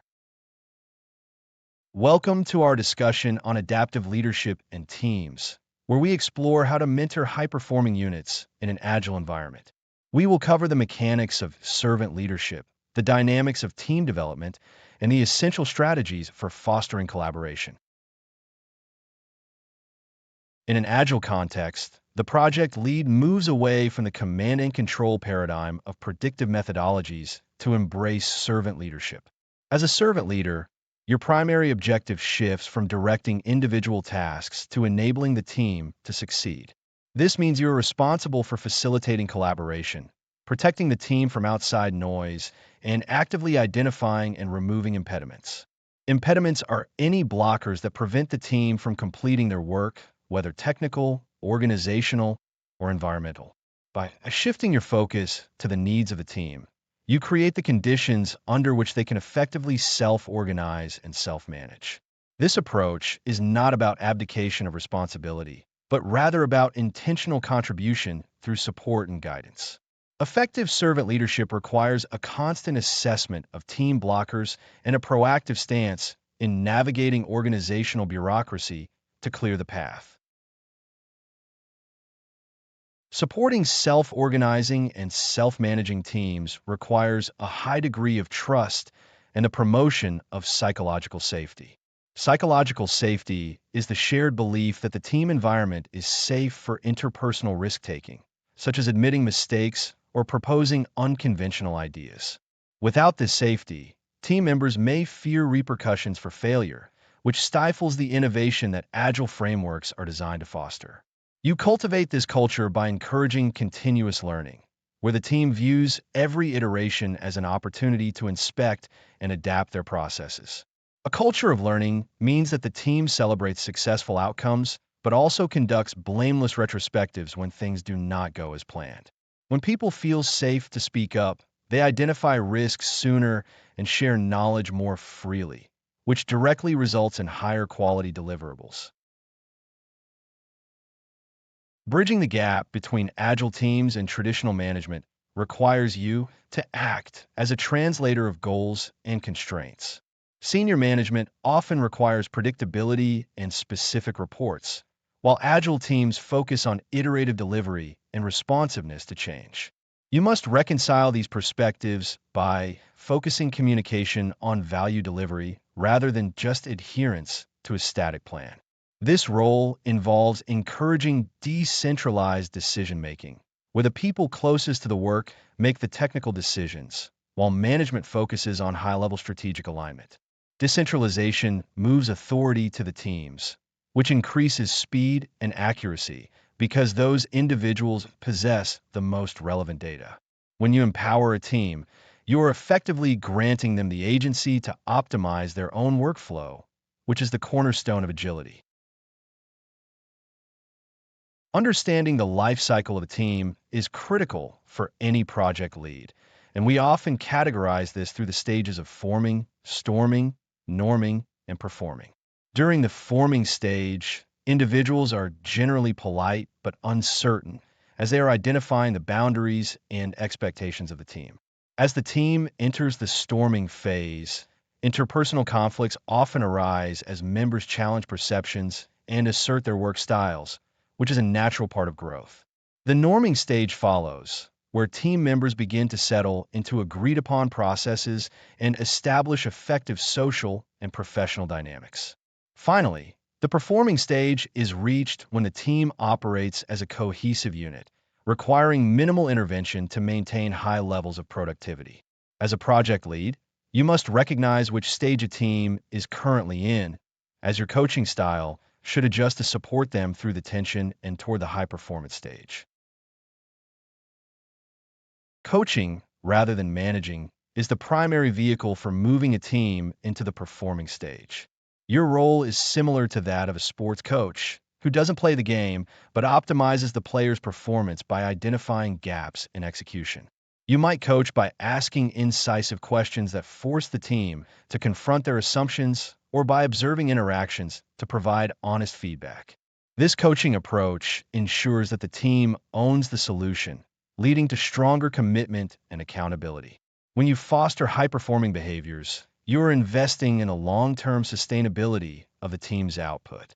Successful coaching ultimately renders your own direct intervention less necessary, as the team develops the internal maturity to solve its own problems. See you in the next lecture. Welcome to this session on hybrid project management, where we will examine how to effectively blend predictive and adaptive methodologies for complex organizational needs. By the end of this module, you'll understand how to select the right approach for your project's unique requirements. In the professional landscape, rarely does a project exist in a vacuum where either a strictly predictive or a purely adaptive life cycle can be applied without scrutiny. Often, the reality of a project requires a hybrid approach, which merges the stable, plan-driven structure of waterfall with the iterative, change-driven execution found in agile frameworks. To implement this successfully, you must first evaluate project complexity and the stability of your requirements. If the scope is well-defined, but the execution involves high levels of uncertainty, a front-loaded predictive approach followed by iterative development on specific tasks is frequently the most pragmatic choice. Consider a construction project where the architectural planning is rigid and sequential, while the internal software configuration or decorative finishes can be managed through agile sprints. This balance ensures that you maintain the predictability required for high-level stakeholders while gaining the flexibility needed for teams to respond to emergent technical challenges. Managing dependencies between plan-driven and change-driven components is perhaps the most significant structural challenge in a hybrid environment. When you have a top-down project schedule that dictates major milestones, you must ensure that your agile delivery teams can output tangible value within those constraints without feeling stifled. This requires a sophisticated level of visibility, as you are effectively coordinating two different cadences within the same project lifecycle. You might use a Gantt chart to track external dependencies and high-level milestones, while simultaneously utilizing a Kanban board or a sprint backlog to govern the daily work of technical teams. The project manager acts as the bridge here, translating the high-level roadmap into actionable user stories that respect the critical path of the broader organization.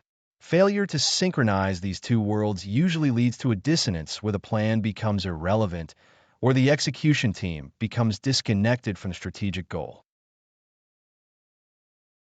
One of the most persistent hurdles in hybrid models is the emergence of communication silos and the disparity in reporting styles.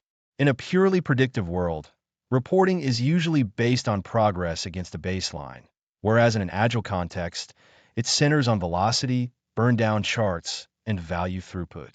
You must standardize how project health is reported so that stakeholders who prefer waterfall metrics can still understand the status of teams operating via Agile. This often means converting Agile team metrics into more traditional formats that reflect risk, quality, and budget utilization without destroying the team's internal feedback loop. If you enforce traditional, status-heavy reporting on an Agile team, you run the risk of creating a culture of compliance rather than a culture of delivery. Instead, aim to aggregate high-level data points from the Agile teams that speak directly to the project's overarching business case and milestone health. Tailoring your methodology is not merely about choosing a model. It is about calibrating your governance to suit the specific needs of the organization and the type of deliverable you are creating. If the deliverable is a highly regulated piece of infrastructure, you lean toward heavy predictive controls, yet you can still incorporate small-scale, iterative cycles to manage the procurement of vendor components. Conversely, if you're building an innovative product where market feedback is the lifeblood of success, you might adopt a broad agile mindset while maintaining a slim, predictive layer to manage budgets and compliance reporting. You should consistently evaluate the stability of your requirements, because if the requirements are constantly shifting, no amount of rigorous planning will prevent the need for an adaptive approach. Optimal efficiency comes from knowing which parts of your project require the safety of a plan and which parts benefit from the agility of an iterative process. Effective hybrid management is therefore a practice of constant integration rather than a one-time decision. You must be willing to shift the ratio of predictive to adaptive components as the project evolves through its various life stages. Early stages often require more structured, plan-driven governance to secure funding and align business outcomes, while later stages of implementation often provide more room for agile execution. Keep the focus on the business benefit, as that is the ultimate metric for both methodology streams. By aligning the structural components with the nature of the work, you minimize wasted effort and ensure that the project remains responsive to the needs of the business. You're aiming for a seamless integration where the structure supports, rather than hinders, the delivery of the final product. I look forward to our next discussion on methodology implementation. Welcome to this exploration of the intersection between business analysis and project management, where we move beyond mere execution to ensure the right problems are being solved. We will examine how a project manager must think like a business analyst to deliver actual, measurable value to the organization. In this chapter, we're going to look specifically at how business analysis shapes the success of a project before a single task is assigned to a developer or contractor. Many project managers make the mistake of assuming that the project charter is the starting point for their thinking. But in reality, the need for intervention starts much earlier. By integrating business analysis principles, you ensure that the project is not just a collection of technical activities, but a strategic vehicle for improvement. We will discuss why understanding the underlying business problem is a prerequisite for project management success. This knowledge is essential for the CAPM certification, as the exam tests your ability to see the connection between business goals and project outcomes. Without this foundation, you risk managing a project that is finished on time and within budget, yet ultimately fails to provide any value to the business owners or shareholders. The core of business analysis begins with conducting a situation analysis to define exactly what is driving the need for a project. You cannot simply accept a project request at face value. Instead, you must investigate the current state to identify the specific gaps between performance and expectation. This often involves looking at both quantitative data, such as production waste or sales figures, and qualitative insights gathered from key stakeholders. When you identify an opportunity or a problem, your role is to translate that abstract situation into a tangible project objective. Think of an organization that finds their customer service response time has doubled in 6 months. A project manager with business analysis skills would not immediately start building a new help desk tool, but rather investigate the root cause to determine if the solution is a new system, better training, or a change in policy. Once a need is established, the business analyst role involves rigorous requirement elicitation to ensure that all dimensions of the solution are captured. We often categorize requirements into functional, non-functional, and transition categories, which serve different purposes in the project lifecycle.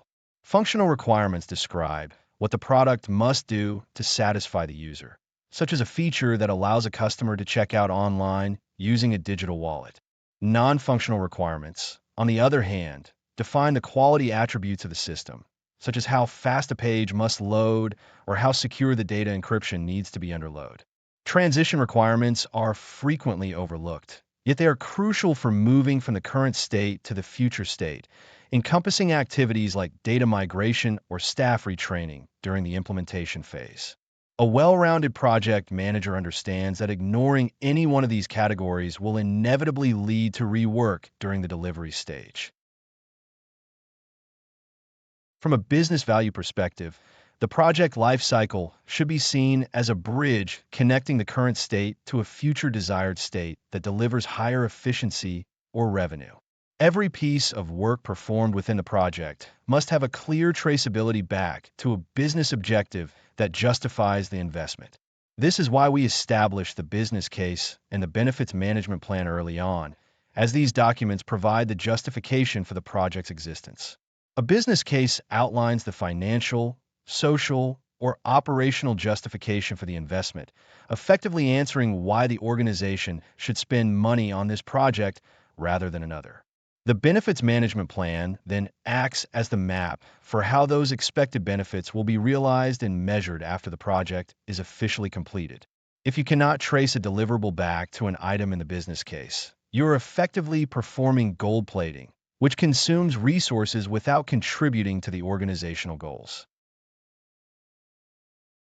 When we analyze the project environment from this perspective, we see that the project manager and the business analyst share a deep responsibility for the success of the investment.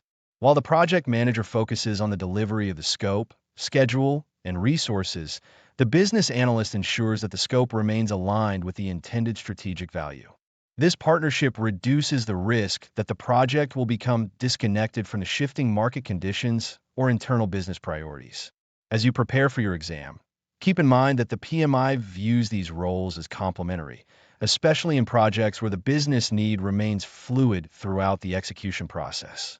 Embracing these principles allows you to provide better leadership by clarifying the purpose of the work to every team member involved. Ultimately, integrating these practices puts you in a position to advocate for project success through informed decision-making and clear communication of business requirements. I look forward to discussing the specifics of discovery in our next session. Welcome to our session on needs assessment and discovery, a critical phase where we bridge the gap between organizational strategy and actionable project work. By the end of this module, you will understand how to rigorously identify business needs and validate that your projects solve real problems. In this chapter, we will master the art of uncovering the true necessities behind a project proposal. You will learn how to transition from a vague business request to a well-defined problem statement that aligns with organizational goals and delivers tangible value. A needs assessment is not merely a box to check before starting a project, but rather a disciplined process of defining the current state of an organization and mapping out a desired future state. We begin this process by scrutinizing existing documentation to identify historical trends, performance gaps, or compliance requirements that might be driving the need for change. Observing actual workflows in their natural environment often reveals inefficiencies that employees may have normalized over time, making this a powerful tool for discovering genuine pain points. Prototyping serves a similar purpose for potential solutions, allowing stakeholders to interact with a model before resources are committed to full-scale development.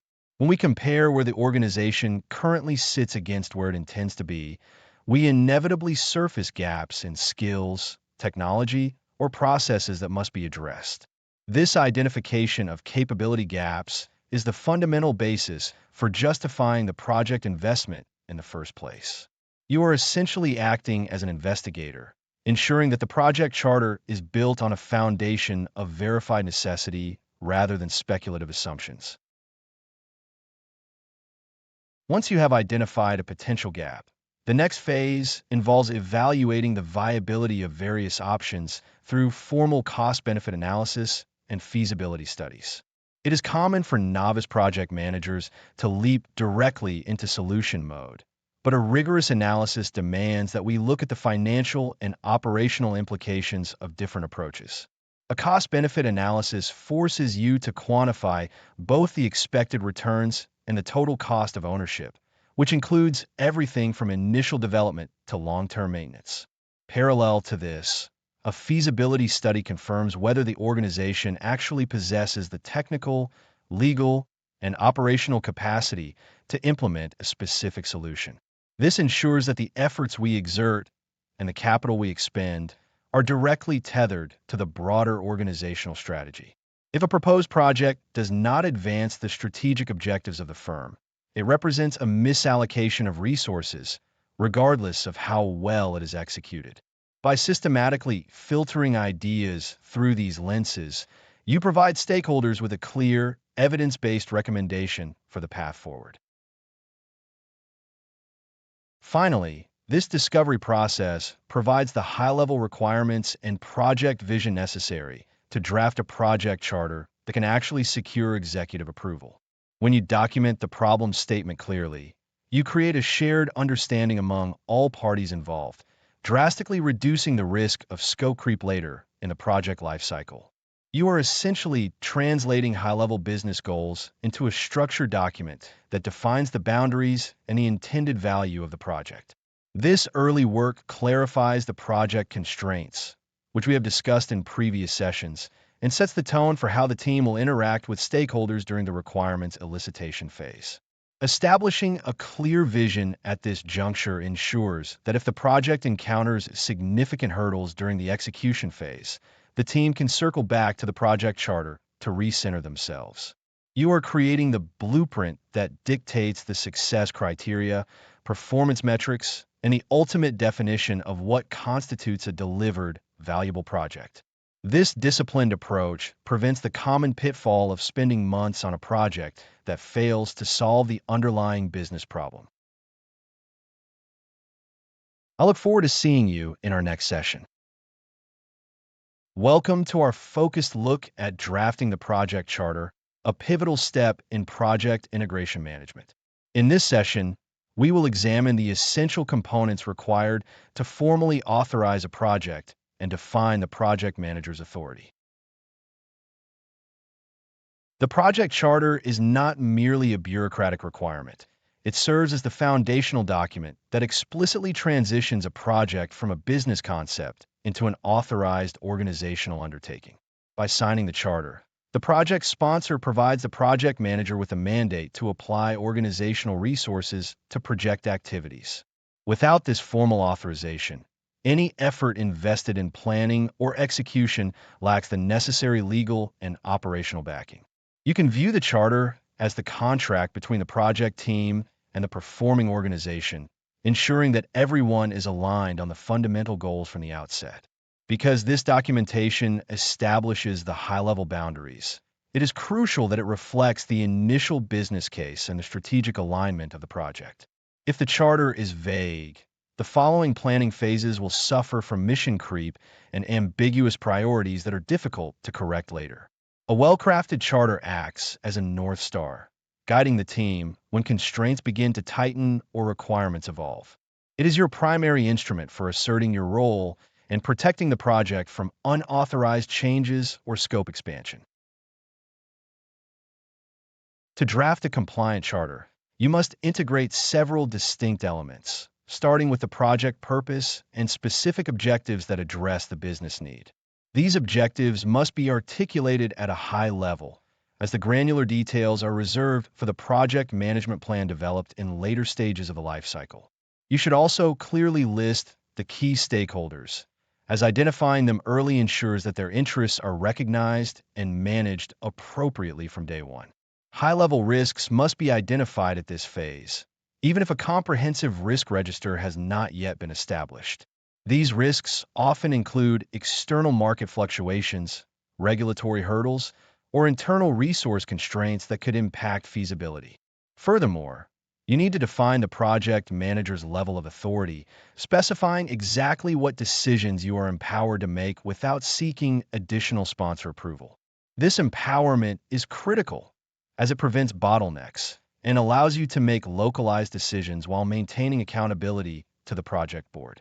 By establishing these parameters early, you create a transparent environment where governance and execution flow seamlessly. The charter also needs to summarize the financial and temporal boundaries that act as the guardrails for your execution. You should include high-level milestones, which represent the major deliverables or phases that must be completed according to the stakeholder expectations. Similarly, a summary budget is required to provide the financial envelope within which the project must operate. If the team attempts to function without these boundaries defined in the charter, you will inevitably face challenges regarding cost overruns or missed strategic deadlines. Furthermore, establishing clear success criteria is non-negotiable. This involves defining how the project will be officially accepted upon completion. You must also detail the approval requirements, specifying exactly who needs to sign off on deliverables to consider them validated. These elements collectively form the project's legitimacy and provide the objective metrics by which the project's performance will be audited. When you present this, you're effectively setting the rules of engagement that will govern the project throughout its entire life cycle. Before you begin writing the charter, you must aggregate inputs from various organizational sources to ensure legitimacy. The business case is the most critical starting point, as it justifies the investment and describes the expected benefits the organization aims to realize. Alongside this, you must account for enterprise environmental factors, such as existing organizational culture, government standards, or market conditions that influence how the project will be performed. You also need to reference organizational process assets, which include templates, historical data, and lessons learned from past projects within your organization. Relying on these inputs ensures that your charter is not an isolated document, but rather one that draws on institutional knowledge to avoid repeating past mistakes. The process of drafting the charter is essentially an act of distillation, where you take the complex requirements and strategic goals to create a single, concise document. Mastering this synthesis allows you to exert control earlier and with greater precision than a project manager who lacks these analytical skills. See you in our next session as we delve further into these core concepts. Hello, and welcome back. Today we are examining the mechanics of requirement elicitation and the rigorous discipline of maintaining traceability throughout the project lifecycle. Requirement elicitation is fundamentally about extracting the true needs of stakeholders rather than merely recording their stated wants. When you conduct elicitation sessions, you should view your role as that of a facilitator who translates vague desires into precise business objectives. Techniques such as interviews, focus groups, brainstorming, and document analysis provide a structured way to uncover hidden requirements that might otherwise remain surfacing until the construction phase. It is a common professional pitfall to accept the first set of requirements presented by stakeholders without performing a critical assessment of necessity. You must ensure that every requirement meets the SMART criteria, meaning each must be specific, measurable, achievable, relevant, and time-bound. If a requirement lacks a clear metric for success, you cannot effectively validate it later during the project, which introduces significant scope creep risks. By applying these filters early during the elicitation process, you safeguard the project against the accumulation of low-value work that consumes resources without providing proportional business benefits. Once you have gathered these requirements, the requirements traceability matrix becomes your primary tool for configuration management and impact analysis. This matrix creates a direct, verifiable link between the business need, the initial requirement, and the subsequent deliverables that satisfy it. When a change request arrives, the matrix allows you to trace the downstream effects of that change across the entire project structure. Without this visibility, you risk breaking dependencies between requirements and project outcomes, which often leads to inconsistent or failed technical implementation. Maintaining the traceability matrix is not an administrative burden, but rather an essential protective layer for the project baseline. By keeping this document accurate throughout the project, you ensure that every line of code or project artifact serves a documented purpose traced back to a legitimate stakeholder objective. When stakeholder expectations shift, the matrix provides the objective evidence needed to discuss the impact on the current baseline with the change control board. The relationship between requirement stability and project risk is a direct correlation that every project manager should monitor closely throughout the execution phase. A highly volatile set of requirements suggests that the underlying business problem is not yet fully understood or that the organizational environment is too chaotic for a predictive approach. As you observe the number of changes to the requirements baseline, you should simultaneously elevate your risk assessment and review your established contingency reserves. High requirement churn typically results in increased rework, which degrades team morale and consumes the project contingency budget prematurely. By focusing on stabilizing requirements as early as possible, you directly reduce the variability of your project schedule and budget.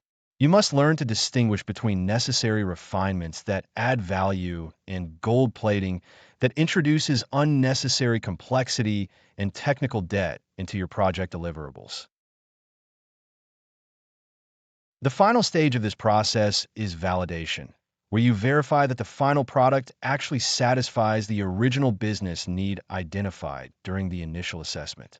Verification ensures the product is built correctly according to the documented specifications, while validation confirms we have built the correct product to meet the user's objectives. If you have diligently used the traceability matrix, validation becomes a straightforward process of reviewing the end state against the original business case and documented requirements. Discrepancies at this late stage are often the result of earlier failures in elicitation or poor management of the requirement baseline.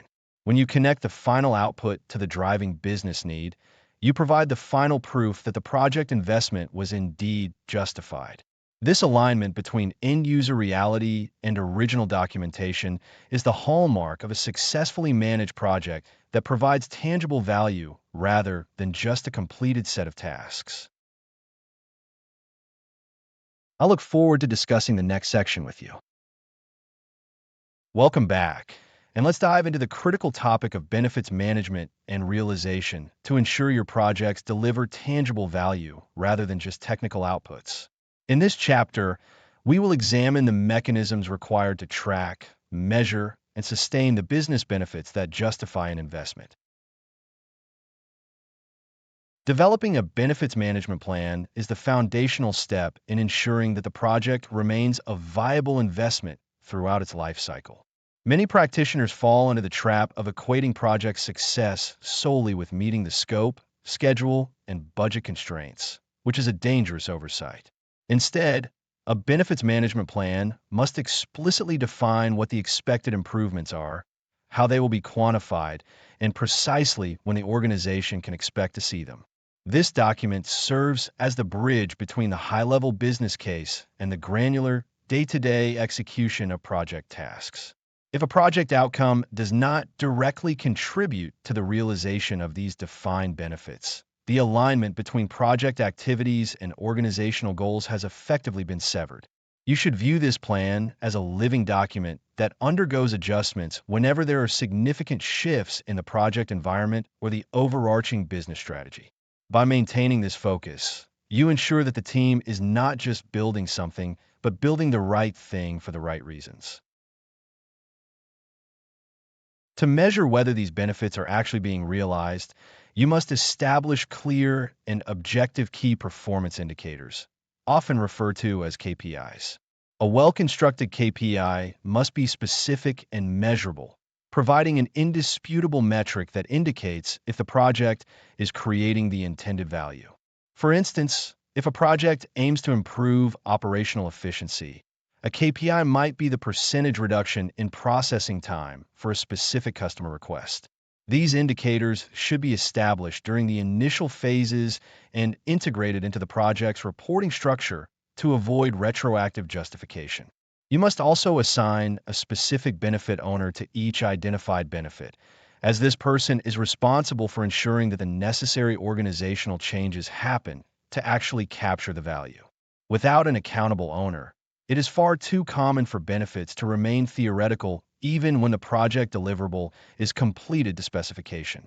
Monitoring processes should be integrated into your status reporting to ensure that potential risks to benefit delivery are identified and addressed as early as possible. The realization of benefits often extends well beyond the official end date of the project, requiring a distinct post-project perspective. Many organizations suffer from a transition gap, where the project team disbands and the operational staff is left to manage a new system without a clear understanding of its intended strategic purpose. It is your responsibility to ensure that the transition strategy and the benefits management plan align so that the performance metrics continue to be gathered after handoff. Evaluating the impact of outcomes on organizational performance involves comparing current data against a baseline that was established before the project began. If the project was intended to increase revenue by a certain percentage, you must track historical data over several quarters to confirm that the change is sustainable and attributable to your project. This requires a cultural shift where the project manager maintains a connection to the business results long after the code is deployed or the facility is opened. This long-term view is what differentiates a successful project delivery from a successful business investment. Continuous alignment with the business case is the heartbeat of effective project management, preventing the common failure mode of delivering obsolete solutions. Projects often span months or even years, during which market conditions, internal priorities, and competitive landscapes can change drastically. If you ignore these external factors, you might complete the project according to the original plan, only to discover that the organization no longer requires the result. You should conduct periodic reviews where the current project trajectory is compared against the ongoing validity of the business case. If a shift in the environment renders a particular benefit unattainable, you must have the courage to acknowledge that and either pivot the project or suggest a premature closure. This proactive management style ensures that organizational resources are not squandered on efforts that no longer promise a return on investment. Ultimately, your success as a project manager is measured by your dedication to the value the project provides, rather than just the checkboxes on your initial project plan. I will see you in the next lecture. Hello, we have arrived at our final review session where we synthesize the 4 pillars of the CAPM examination. This chapter will consolidate your understanding of core concepts, predictive methodologies, adaptive frameworks, and business analysis to ensure you are fully prepared for the certification. To succeed, you must move beyond rote memorization and learn to view projects through the lens of the Project Management Institute. You are expected to integrate the 12 principles of the PMBOK Guide 7th edition with the 8 performance domains into a cohesive mental model. Think of these principles not as bureaucratic rules, but as the underlying axioms that govern effective value delivery. Whether you are working in a predictive environment with clear requirements or an adaptive setting with high uncertainty, these principles remain constant. We will revisit the examination content outline to ensure every task is mapped to your current knowledge base. By aligning your understanding with these performance domains, you create a robust framework that can handle any situational scenario the exam throws at you. Situational questions often represent the greatest hurdle for candidates because they require you to apply theory to messy, real-world problems. PMI expects you to act as a servant leader who prioritizes stakeholder value and ethical transparency above all else. When you encounter a question that describes a conflict between team members or a scope creep situation, look for the PMI recommended practice rather than what you might personally do at your current job. The key is to identify the underlying professional issue, such as maintaining project integrity or adhering to the project management plan. Always check if the question asks for the most appropriate immediate action or if it asks for a preventative measure to be taken later. Practice reading for keywords like first, best, or next, as these qualifiers shift the expected logic of the correct answer drastically. Time management strategy is equally critical when you face a 150-minute deadline for your exam. I suggest practicing a steady pace of roughly 1 minute per question, which provides a buffer for the more complex analytical problems that will inevitably slow you down. If a question feels ambiguous or dense, mark it for review and move on immediately rather than burning your cognitive energy on a single item. Returning to a difficult problem with a fresh perspective often reveals the answer that remained hidden during your first pass. Consistency matters more than speed, so keep your rhythm even if you feel you are falling slightly behind the clock. Remember that an unanswered question is a guaranteed failure, so ensure you have addressed every single item before the final timer expires. Ethics and Professional Conduct act as the bedrock upon which all your decisions must reside. PMI places significant weight on honesty, responsibility, respect, and fairness, which are non-negotiable standards for a certified professional. Should you encounter a dilemma during the exam involving a breach of these ethics, you must consistently choose the path that promotes transparency and adheres to the established code. You're not just studying to pass a test. You are preparing to represent a standard of professional behavior that is recognized globally. Never allow the allure of a pragmatic or faster workaround to compromise the ethical foundation of your decision-making processes. If the choice involves disclosure to stakeholders versus keeping an error hidden, always lean toward honest communication as your guiding star. When you evaluate your remaining knowledge gaps, avoid the temptation to reread the entire PMBOK guide from cover to cover. Instead, focus on the domains where you consistently score lower during your practice attempts. Use your error logs to identify whether your struggle is with technical definitions, Agile ceremonies, or business analysis documentation requirements. Revisit the specific sections of the examination content outline that correspond to these weaknesses to reinforce your comprehension. When taking final practice tests, simulate the exam environment as closely as possible by minimizing distractions and adhering strictly to the time limit. This process builds the mental endurance necessary to maintain focus during the actual 150-minute assessment period. I look forward to our final session. Welcome to our final session, where we will reflect on your preparation journey and discuss the path to exam success. We're going to consolidate your understanding of the core pillars that define the CAPM certification. As you approach the examination, it is useful to revisit the distinction between predictive and adaptive environments. Predictive methodologies rely on a defined scope, schedule, and cost baseline established early in the project lifecycle, which works well for projects with clear requirements and low uncertainty.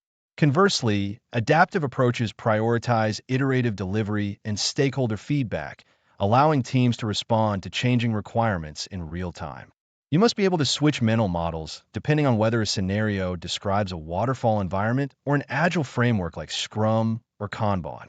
Remember that project constraints, scope, time, cost, quality, resources, and risk act as a unified system where changing one element invariably impacts the others.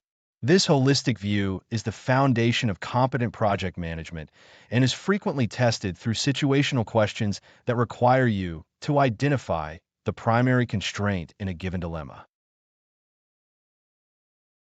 Reflect on the project charter, which signifies the formal authorization of a project and provides the project manager with the authority to apply organizational resources to project activities. A well-constructed charter aligns the project with the strategic objectives of the organization, moving beyond simple task management toward actual value delivery. If you encounter a question regarding project initiation, look for keywords that suggest the empowerment of the project manager or the alignment with business needs. Your expertise is not merely about tracking Gantt charts or monitoring burndown charts. It is about managing the ecosystem of stakeholders and ensuring that expectations are communicated effectively. By maintaining a growth mindset, you acknowledge that project management is a discipline defined by constant learning and adaptation rather than a rigid set of rules that fit every scenario. To maintain your CAPM certification after you pass, you must engage in the Continuing Certification Requirements program, which requires the collection of professional development units, or PDUs. These units ensure that your knowledge remains current with the evolving standards of the project management profession. You typically earn these units through activities such as attending educational sessions, volunteering, or contributing to the knowledge base of the profession.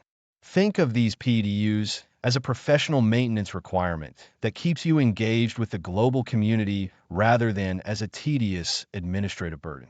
This commitment to continuous learning is what sets apart a certified practitioner from someone who simply passes a test and stops engaging with the industry.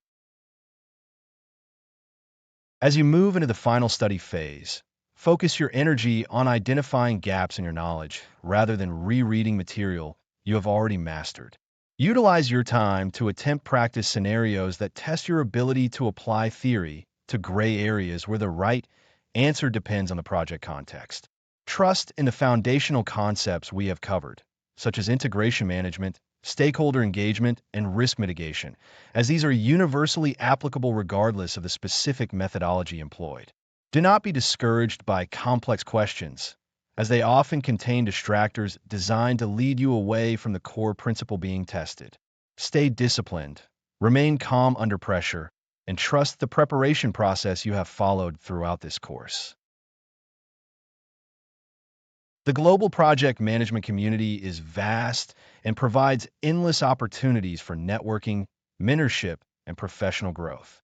Achieving the CAPM is not the end of your development, but rather the formal beginning of a career built on standardized practices and professional excellence. I encourage you to leverage this certification, contribute back to the community, and keep refining your project management toolkit through practical experience. Your success on the exam is a reflection of the effort you put into understanding these concepts deeply rather than simply memorizing definitions. Carry this professional maturity with you into every project you lead or participate in moving forward. I wish you the very best of luck with your upcoming exam. See you on the other side of your certification.